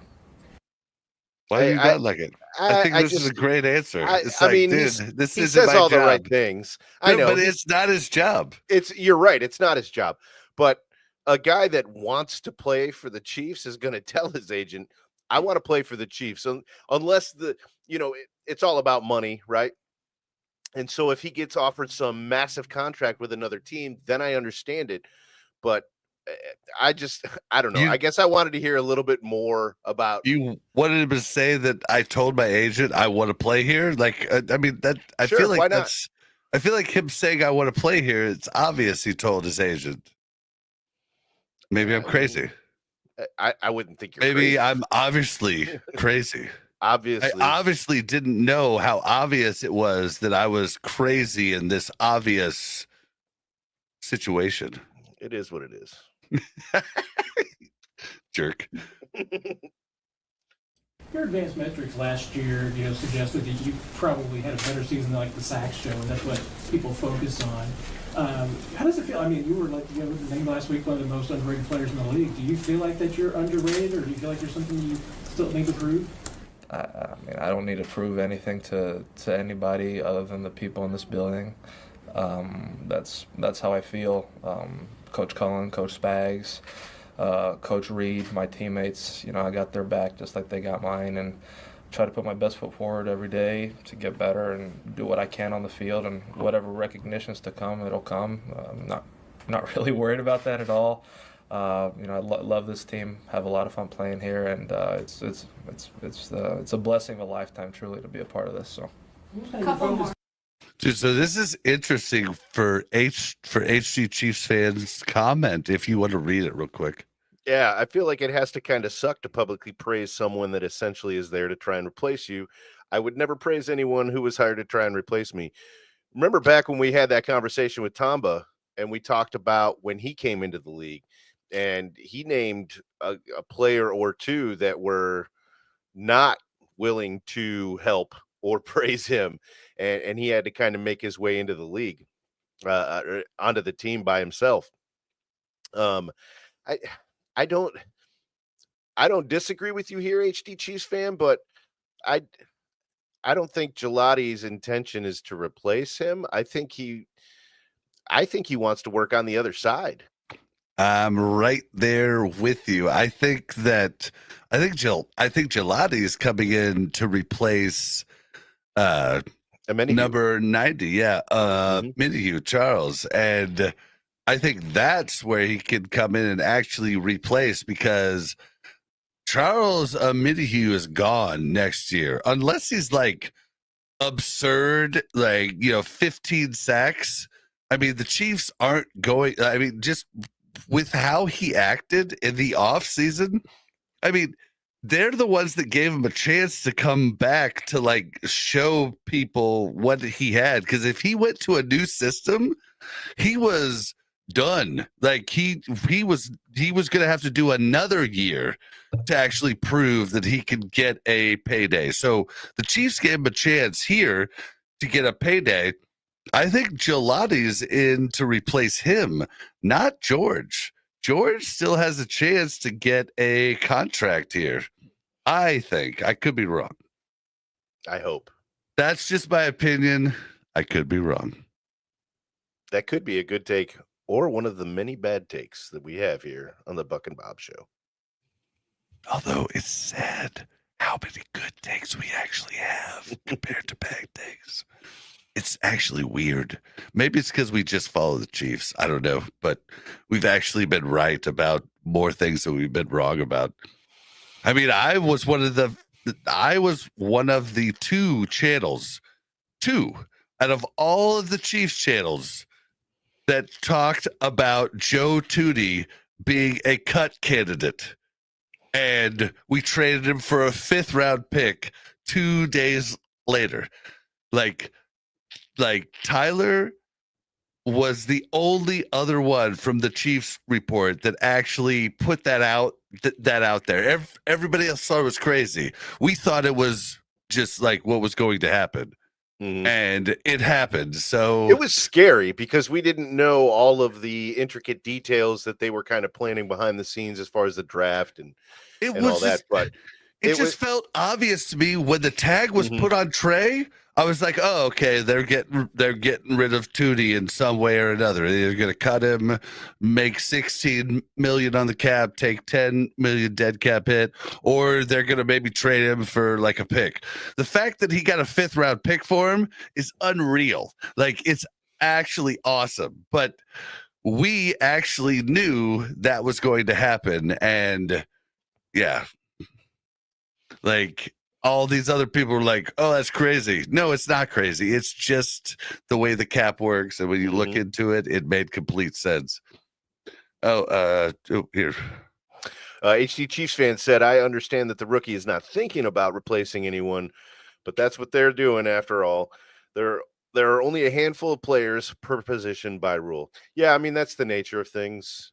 Yep. Every single guy that comes onto a team is there to replace somebody else. It's just it's kind of how it is. But Karloftis's personality and the way that he is, he's a helpful guy. It's kind of like Tamba was, you know. Yep. If he's a Chiefs fan and a Chiefs player, so he wants the Chiefs to win. And if he's not the best player on the field, he's going to go out and try to, or the best player for that position, he's going to go out and try to be the best player at the position. But at the end of the day, it's about the team winning. And that's the beauty of what the Chiefs have built under Andy Reid over this last decade. The Chiefs have built a team of people willing to train their replacements to make the dynasty and the team better because they appreciate what the team has done for them and what the Hunt family has done for them. And that's what makes him a Chief. Yeah, he knows he could be replaced, but he still goes ahead and helps the other guys because it's the same thing we do in content creation. There's a whole bunch of different people that won't come on your show or won't interact with you because they think it'll take away from their content. Well, the truth of the matter is people are going to watch the content that they want to watch. Collaboration is only good. It can only help. Yeah, it could only help. Yeah, maybe it'll help another person. Maybe it'll help you. But if your content is good, people will come to watch. And that's just the way it is. Like, that's just the way it is. And people love collaborations, but these people will, I mean, I've done it in gaming, and they'll try to sabotage you. They'll try to do all kinds of weird stuff. But the truth of the matter is that if you make good stuff, people will watch. Like, people aren't just going to be like, oh, this is my podcast and I will not listen to any other podcast. They might say that, but they don't really, that's not a real thing. So, but yeah, I think the people that the Chiefs keep drafting. I'm sorry, what was not a real thing? Say Cole came on to our podcast, right? Okay. Or Cole had one of us on his podcast. Cole from How About Those Chiefs?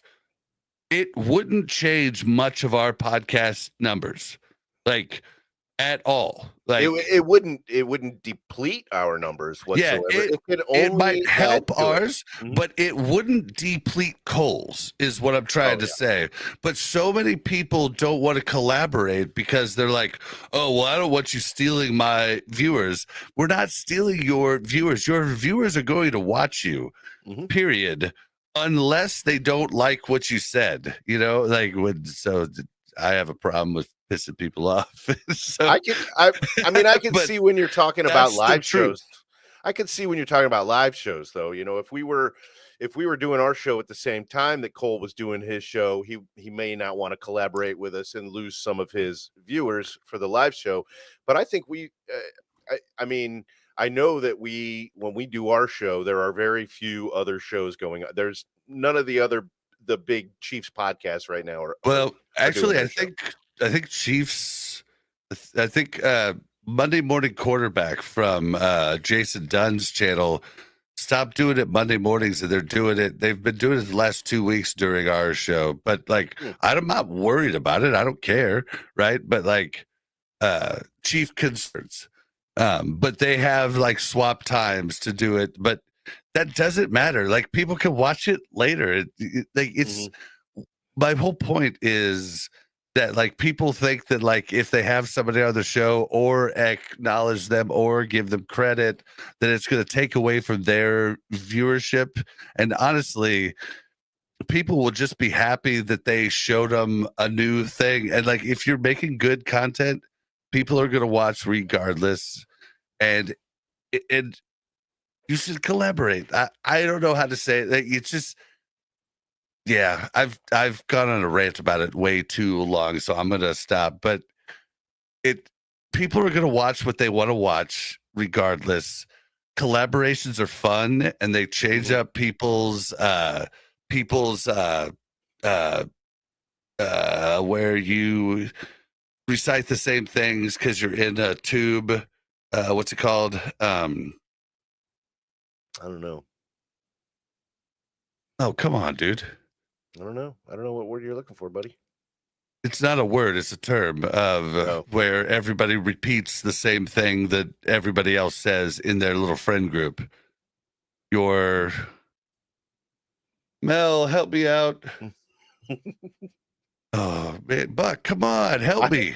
I'm usually really good at knowing what you're getting at, but this one I completely No, escapes me. it's where you like think about Democrats or Republicans. Like, what are they stuck in? I don't know. Mel, what is it when somebody's stuck in only opinions from their friend group or only opinions from one thing?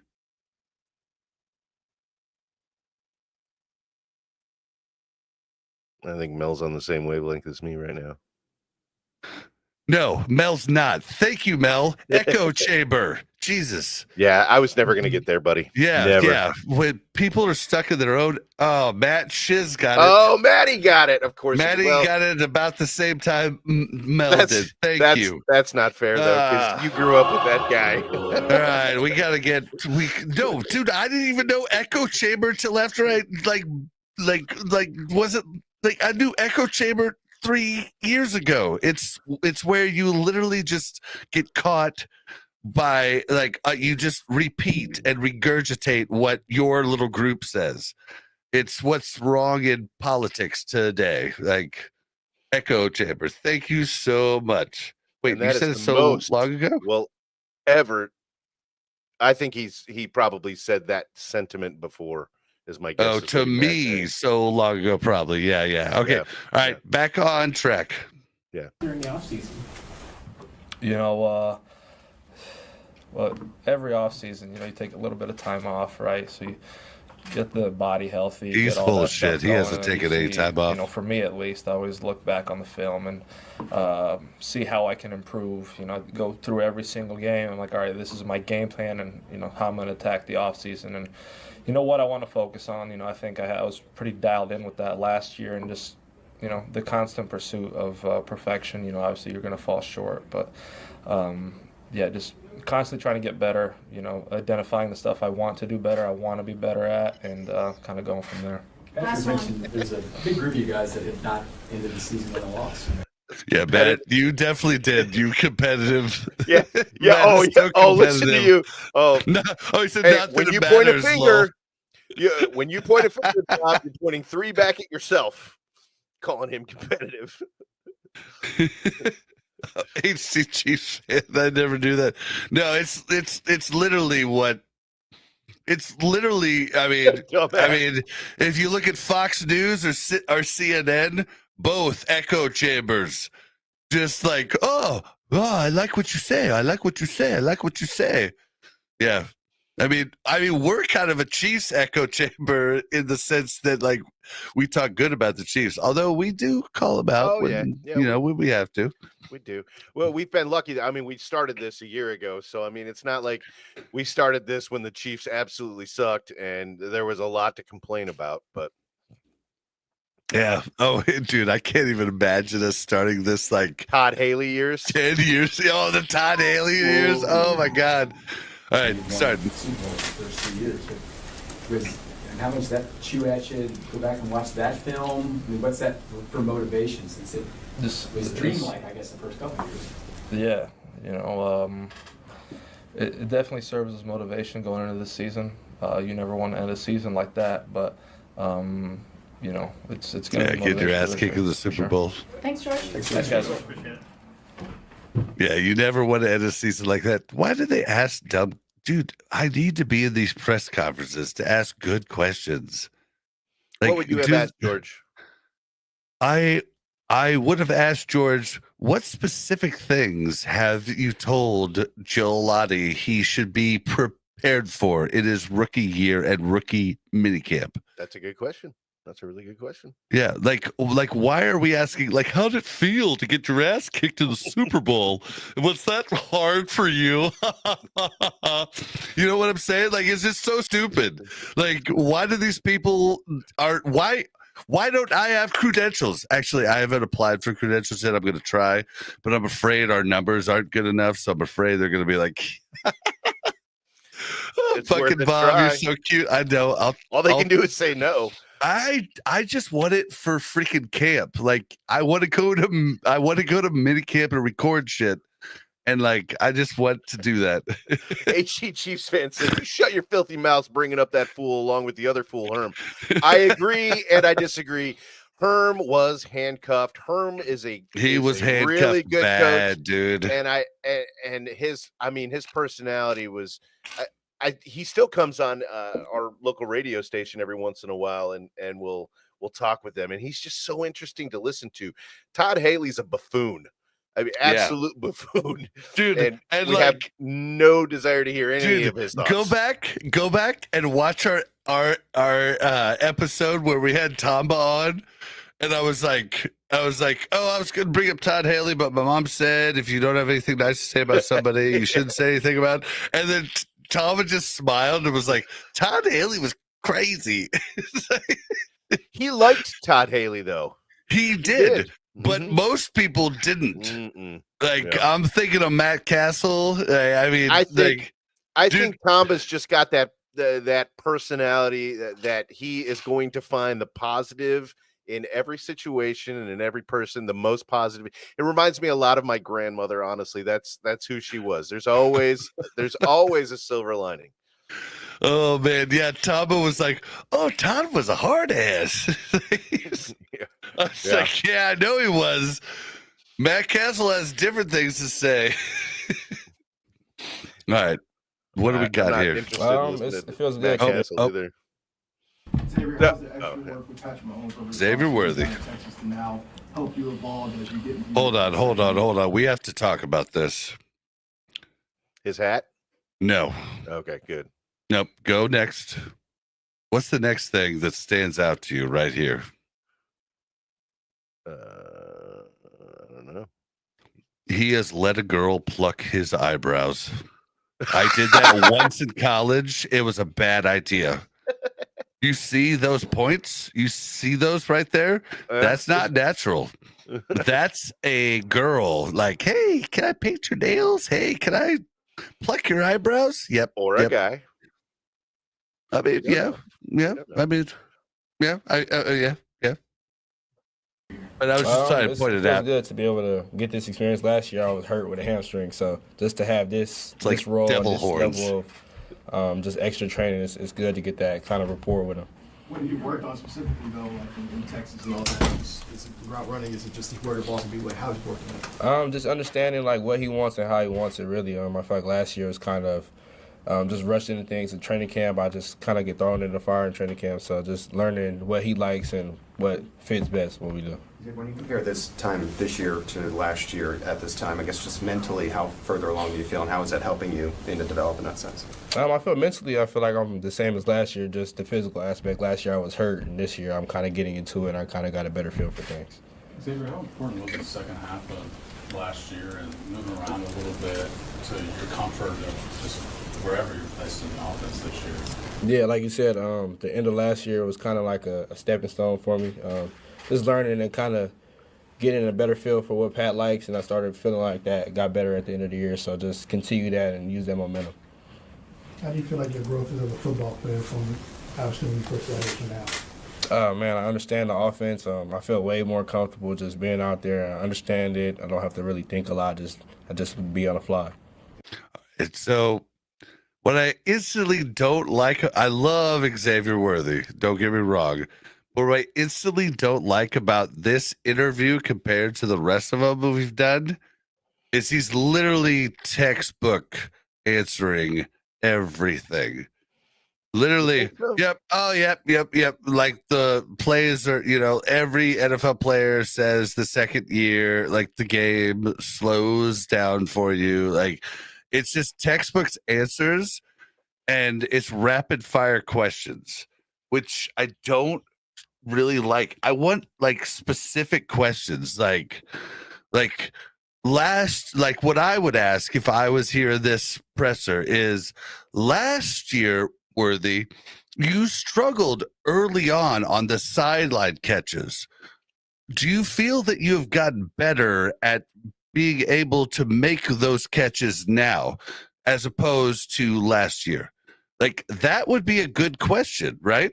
Yeah, I agree. Yeah, like that would be a legit question, but this is just like cookie cutter questions where he's literally pushing it by, and he seems annoyed during like this presser, and he has a right to be annoyed here in a second, but he seems annoyed now, which is weird to me. So I just wanted to point that out.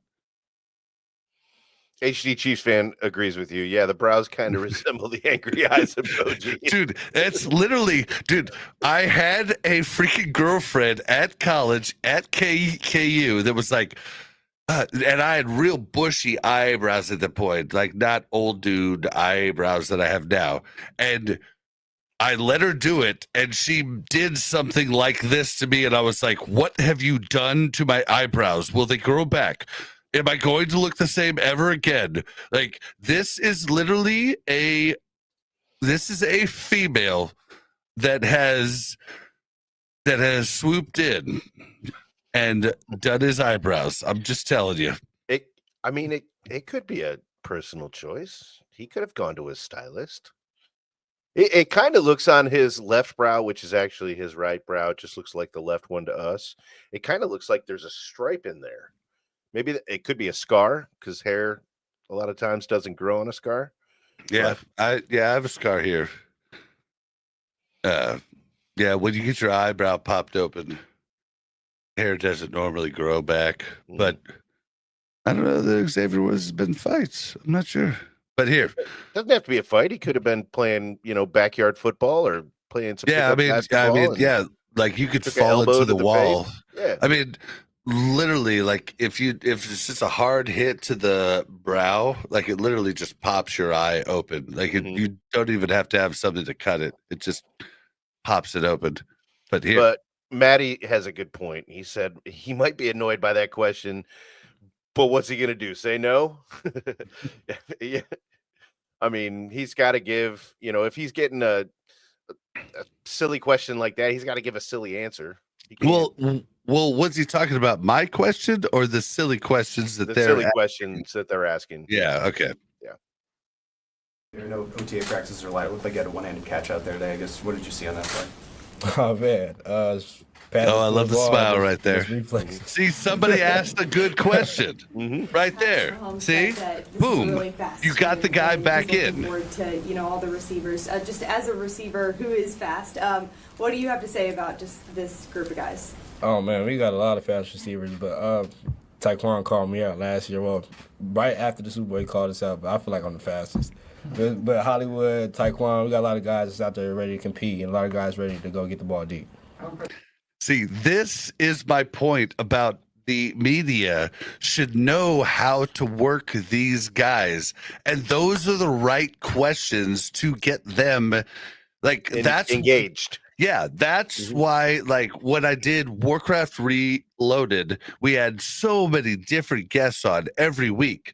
But I would ask them questions that I knew they wanted to answer. That's what you have to do. Like, don't ask them the question like, oh, I'm going to try and get one over on this guy. Like, ask them the questions. Like, you aren't a investigative journalist. You aren't the guy that's going to turn out. And if you do, you're going to burn your bridge with any other player you want to interview. Don't do that. Like, don't look for your viral moment, because your viral moment will last 15 minutes and you'll be done. Like, I love it when people ask good questions that make the people want to answer. That's the whole point in these types of things. If not, it's just an interrogation and it sucks. How do you think with Taekwon? It seems like he's kind of coming to his own a little bit. Yeah, he's a really good receiver. I feel like we got him a little late last year, and he has a chance to get on the roster and make a lot of plays. The second half of the Super Bowl was obviously unusual circumstances, but I wonder how much you feel like that, I don't know, displayed a dimension that you guys really can have with the long balls and the ability to break a defense down that way. Yeah, it kind of just showed what's here to come in the future. Xavier, you a veteran now, right? You got some young guys in the room, Royals. So according to them, I'm still a rookie. Really? I love that comment. I love it. they still ask you some questions, but yeah, according to them, I'm still a rookie. Hey, Xavier, obviously some off-field deadlines this past. What have you learned from the last few months? I guess what do you take away from the experiences the last few months? I kind of just want to stay football. I don't want to talk about my personal life. How much were you? All right, that's what I want to stop on. Like they were just like he started off okay, like a little bit like he was ready for this question at the start of the interview. You could tell because he was like he had that answer just ready. He was guarded, right? And then people started asking good questions, and he started to come out a bit. And then he was guarded when he started. He was super guarded starting out. You could tell. Then they loosened him up, and then this turd bucket comes and asks this question. Bro, read the room. We had just gotten him loosened up. You're just messing it up for all the other reporters that are going to ask him good questions.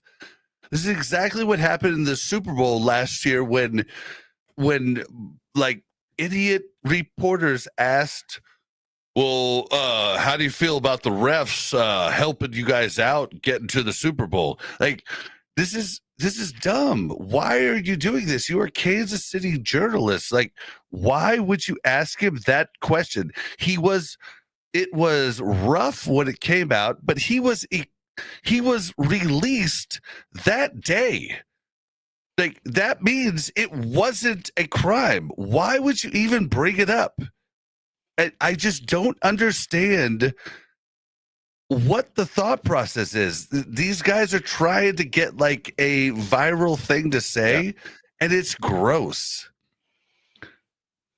But somebody brings him right back here in a second. Your guy golden and not catching your time. Yeah, they was talking a lot of crap, so I kind of talked a little back. All right. Thanks, Xavier. Appreciate y'all. That was a lie, by the way. That very end, when he said, appreciate y'all, I think he appreciates all of them except for one. There was one guy he didn't appreciate. I mean, and we didn't appreciate it either. But he's a consummate professional. Yeah. It's the way he handled himself with that off-season stuff right there tells me that he's gonna do a good job in this going forward as far as the press is concerned, which is a big deal because you're forced to do press stuff if you're good. If you're not good, you'll never be in front of the press. You won't have to deal with it. But if you're really good, you're going to have to deal with it. So he showed me that he's going to be able to deal with it. Remember when Marshawn Lynch used to do the press conferences? Yeah. I'm just here because they make me. I gotta. Yeah. Yeah. I mean, and yeah, he was horrible at it. Like, yeah, but he was honest. I loved. Are you talking about Marshawn?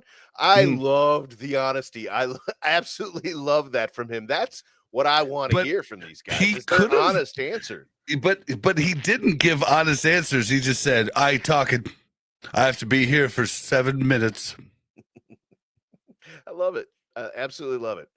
I'd watch it for 7 minutes just for the awkwardness. Yeah, love it. We can't do that, though. We can't have 7 minutes of dead air. Yeah, we are not Marshawn Lynch. No. All right, playing. Ollies, go for Isaiah. Hello. Congratulations on getting your degree, man. What do it mean for you to go back to school? I just have to say as a start, he is one good-looking son of a gun. Why does he always wear Rutgers stuff and not Chief stuff? Just because he's just good-looking. He can do whatever he wants to do. That's just the way it works for good-looking people. That's just the way it is. All right. That's just the way it is. Things are never gonna change. Oh, I don't Things remember. will always be the same. That's Remember the just the piano? way it It's is. a great song. I haven't listened to that song in a long time. All right. Thank you so much. It means so much to me and my family to be the first generation graduate. So that's a big part of my career there that I wanted to finish, and I had to go back and I did it. I'm so blessed. How are you able to balance? Dude, I just have to stop right there. Like, dude, he's fighting for his life this next year. He got hurt. He looked bad when he came back. Fighting for his life. Instead of spending all of his time working out, he honored the promise that he gave his parents when he left college to go to the draft. And he got his degree. Like this man, regardless of what I say about how his play is, whatever, this man is one of the most. I have the utmost respect, and just I hold him in honor. It's like he is a badass. Yeah, absolutely. That's got to be tough to do when you're making that kind of money. I mean, he's making money that can. I mean, I know he's not a top paid player, but he's making more money than. No, he's not making nothing. He was a 7th round pick. He's making basically like here. I could actually look it up for you if you want me to. I mean, he's in 6 digits. He's not struggling to pay the bills. Like 6 digits, yes, Mm-hmm. yes, but yeah, like not millions. No, not but even close. If he's smart with his money, he'll be hold fine on. for life after this. Ooh, no. If he's smart with his money, yes. No. That's what we learned like last time. Like that's not a thing. So he's earned at this point, this last year, he is finally making $1 million. Okay. Yeah. That is not life-changing money. He made $705,000 the first year, $870,000 the next year, $985,000 in 2025, and this year he will make $1.1 million. That is not life-changing money unless you invest it correctly. And that's what I said. If he's smart with his money, he could potentially, after this year, if he's done in the NFL and now he's a college graduate, he's set. He's absolutely set. But he has to be smart with his money. It's not he's not making Chris Jones money or Mahomes money or Kelsey money. Or not even first round draft pick money. Like, I mean, but after this year, he's going to be over $4 million career earned. No. He'll be at 700,000 plus 800,000 is 1.5, and then he made almost $1 million last year, so that's 3.5 or 1.1, 2.5. Okay, so yeah, he's made like 3.5 million. Yeah, after this year. Yeah, but you have to remember taxes. He's not done. Yeah, you have to to take out 40% of that taxes. So now we're down to like $2 million, right? Like, so you just gotta take it with a grain of salt. And then he had to pay, most of the people in the NFL aren't making life-changing money. Like when you get a contract like Chris Jones or Patrick Mahomes, that's when it is life-changing. This is what we learned last year, actually diving into the caps, where we had never done that before. And that's what our viral TikTok that got 115,000 views was us talking about Jawan Taylor being the highest paid player on the Chiefs team last year. That's surprising for a lot of people. It's it's something, if you don't really pay attention to the cap, you don't know. Like I thought everybody in the NFL prior to this podcast just was set. Millions, I was yeah. wrong. Yeah, I was me so too. wrong. It's literally the same as real life. The top 5% make all the money. Like, that's really what the NFL is too. It's a bummer, but it's real. Right, but I think the way most people view it is even the lowest paid players in the NFL are making gobs of money compared to your everyday fan. Yep. And their peers are making way more than them, making them feel like, and then making them overspend. This is something we could do a whole podcast on this, like the identity of NFL players, but we're not going to do it. Let's jump back in. You know, football, and were you in online classes? Yes, I was on online classes. It started in the spring, so I was able to go back once, the Super Bowl was finishing up, and I was able to hit it hard and, lock in and put all my my mental toughness towards that. You got the Rutgers gear on today. I guess how much does Rutgers and Jersey really still mean to you, like even to this day? It means a lot to me. It's where I'm from. Go hard to go home, and it's what we know. I'm aware any chance I get to, it's a block R. Was this something when you did leave Rutgers, you were like, I'm always going to go back and graduate and just make sure I do that? Absolutely. One time I was in class, and I seen some older gentlemen in the class, and I'm like, oh, it's never too late to go back. And he was probably one of the tallest students in there, but he was an older gentleman. I'm like, yo, like that right there, that's motivation. Like, okay, when he was talking about the older gentleman, with the first time I heard him, this part of the interview, in my head, I'm like, are we talking 30s? Like, are you talking about an older gentleman in his 30s, in his 50s, in his 70s? I'm a little offended by that. I hit 50 this year. I don't feel old, but I remember back in my 20s thinking about people that were 50, like, that's life's over at that point. So yeah, I'm just curious what he meant by older. Yeah, and King could have been 30. Yeah, and King Jamie the Mad says, "Does this kid look cooler every time I see him, or is it just me?" No, it's not just you. He's a good-looking son of a gun, and he just like Will Smith said in oh shoot. Well, he didn't say look cooler. He said get cooler. I don't think he's talking about his looks. I think he's just talking about the way he's answering the questions. That's what makes you look cool, Buck. Like, charisma is not looks. Right. Yeah, but when you read it as look cooler, not get cooler. Look cooler. Like, that's what makes him look cooler is his verbiage, his charisma. Like, it's not just that he's dastardly good looking. It's the fact that he's dastardly good looking and says the right things. King Jamie said, "Buck, I graduated high school when you were in grade school. Let's not get carried away, brother. We still not I school." don't think that's true. Yeah, I don't think that's true. I think you guys are the same age. Well, I just told him that I was 50. I just said that I was 50, so he knows how old I am. Well, he ain't 60. No. Yeah, I guess. Yeah. Yeah, he's not 60.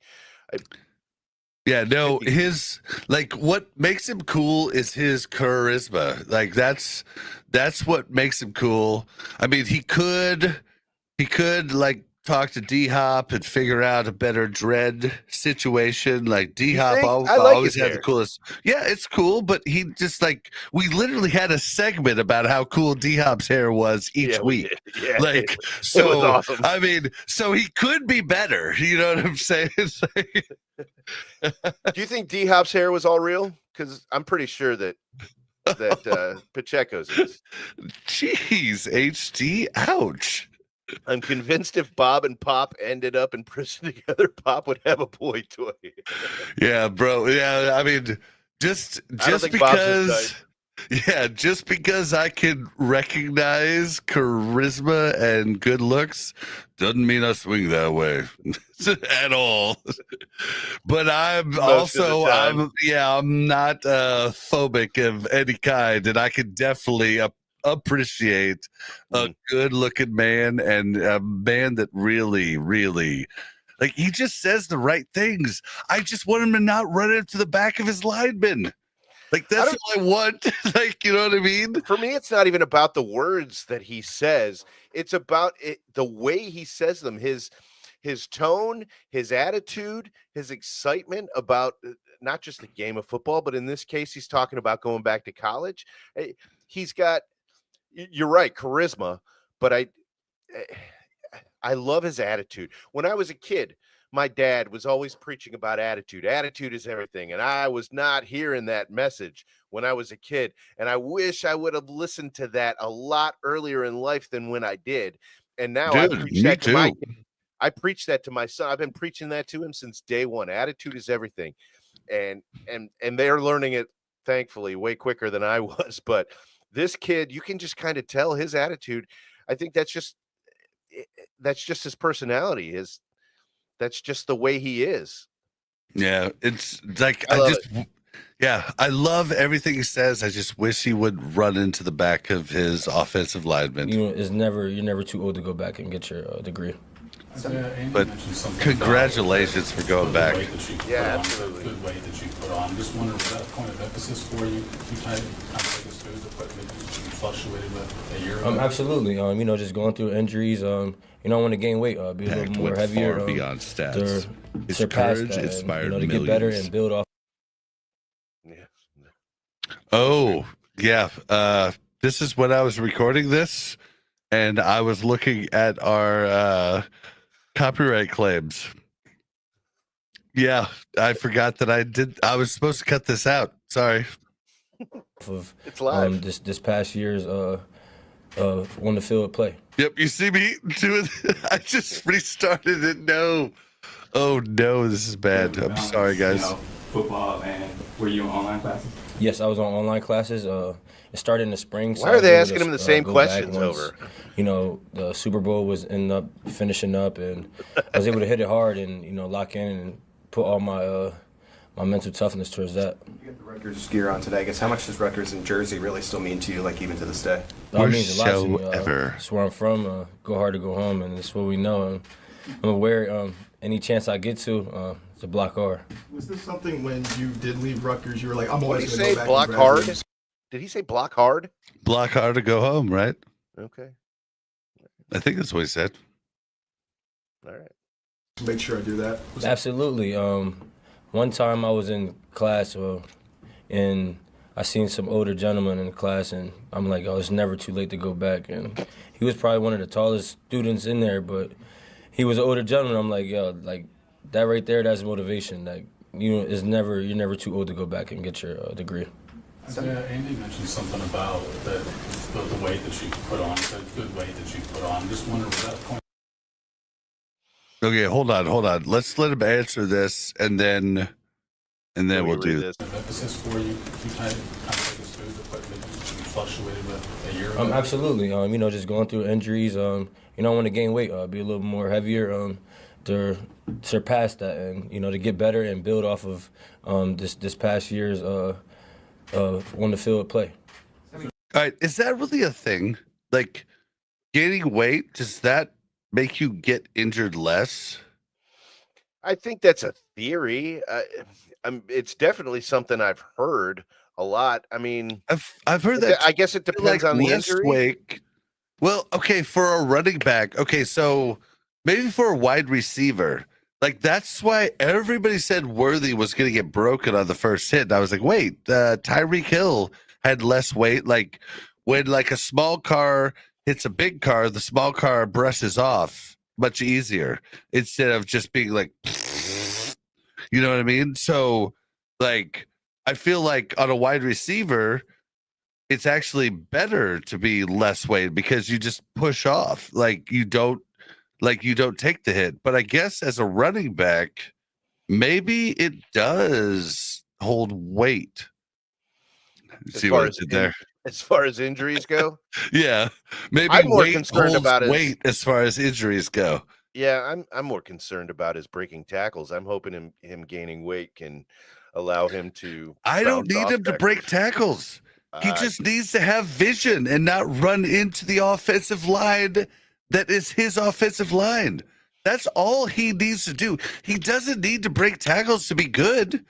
He just needs to not run into his offensive line. Like, he had 945 yards, like, in his first year.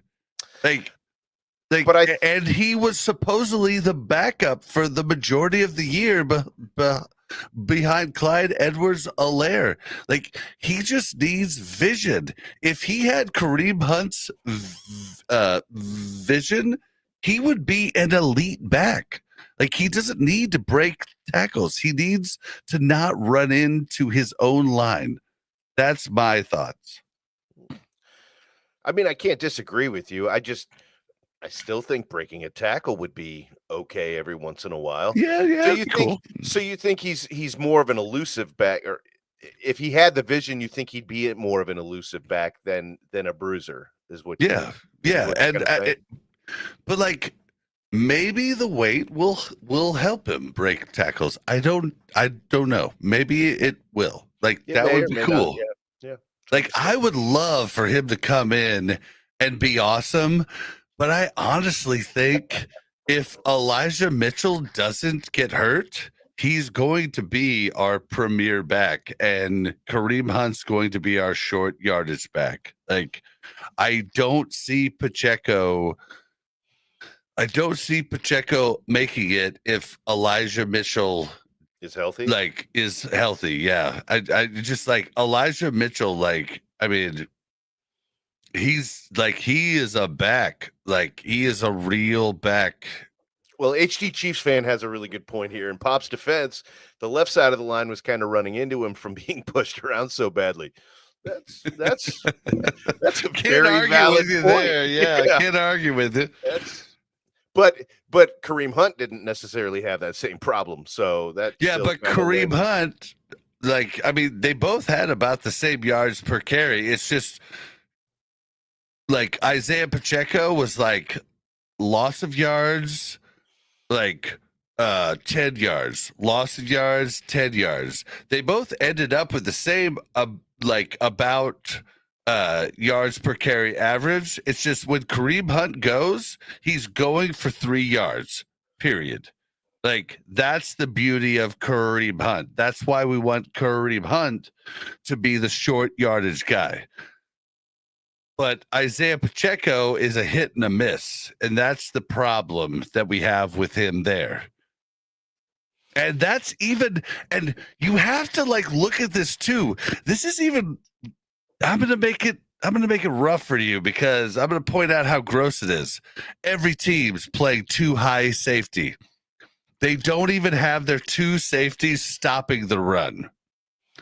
That's how bad the run was last year. Yep. Yeah, well, we'll see what happens with a hopefully much improved offensive line and see if that changes a little bit this year. Yep. Is there a certain number that you targeted this year that you're at? Y'all find out that once we get near the games. What a dumb question. Injuries What number are you targeting this year? How are you feeling? I feel great. I'll say my mental toughness is good and my physical toughness is awesome. I'm just happy. Yeah, I was going to ask you about that, and congratulations on your degree. During the time when you were injured mentally, how was you able to, what brought you out of it, and what did you learn from the injury? I think the first couple of years you were here, I think you were fine, but, last year was the longest you've been out. So how was that mentally for you to come out of that? Definitely, just always fighting to get back and, working so hard, and, it starts with the weight. It always started with the weight, but it's coming off of injuries, the season as long as it gets. So you're fighting for positions. You're out there working your tail off and just sweating every day, and not eating enough to get the weight back is not going to be as much time to gain weight during the season rather than off season, and the whole program that they have here for us. Isaiah, how did you feel different at the end of last season than you normally feel? I felt like everything was going back to normal, and just excited that we made it to the Super Bowl, and able to go 3 times in a row was surreal for me. Patrick mentioned there's a large group of you guys who all you've ever done is win the Super Bowl. Now that you've won the Super Bowl loss, what sort of motivation is that for you this offseason? Yes, I use it as a big motivation for me. I'm from Jersey, so I went back home and I worked out at the gym where I started at the YMCA, started reminiscing, and you got people that's from New Jersey, so they wear Eagle hats and stuff all the time, and they question me like, wow, like you were in here, like we got y'all this year. So that right there, it only motivates you to go harder, to go, to continue to work, because you got people from your city, the area, they're proud of you. But at the end of the day, like, it's a sport, we're having fun, but most importantly, you got people that's looking out for you. What's the key when you put weight on to keep quickness? Is that extra work to get heavier and stay quicker? No, just going back to 216, 437, Isaiah Pacheco style. Isaiah, you had one of the best quotes ever in the drafting when you said that you were coming here to take a grown man's job. How do you feel now that you're the grown man and there's guys coming to take your job? Yes, I feel the need that to keep leading the guys, keep going out there and leading by example, and just putting it on tape and having fun.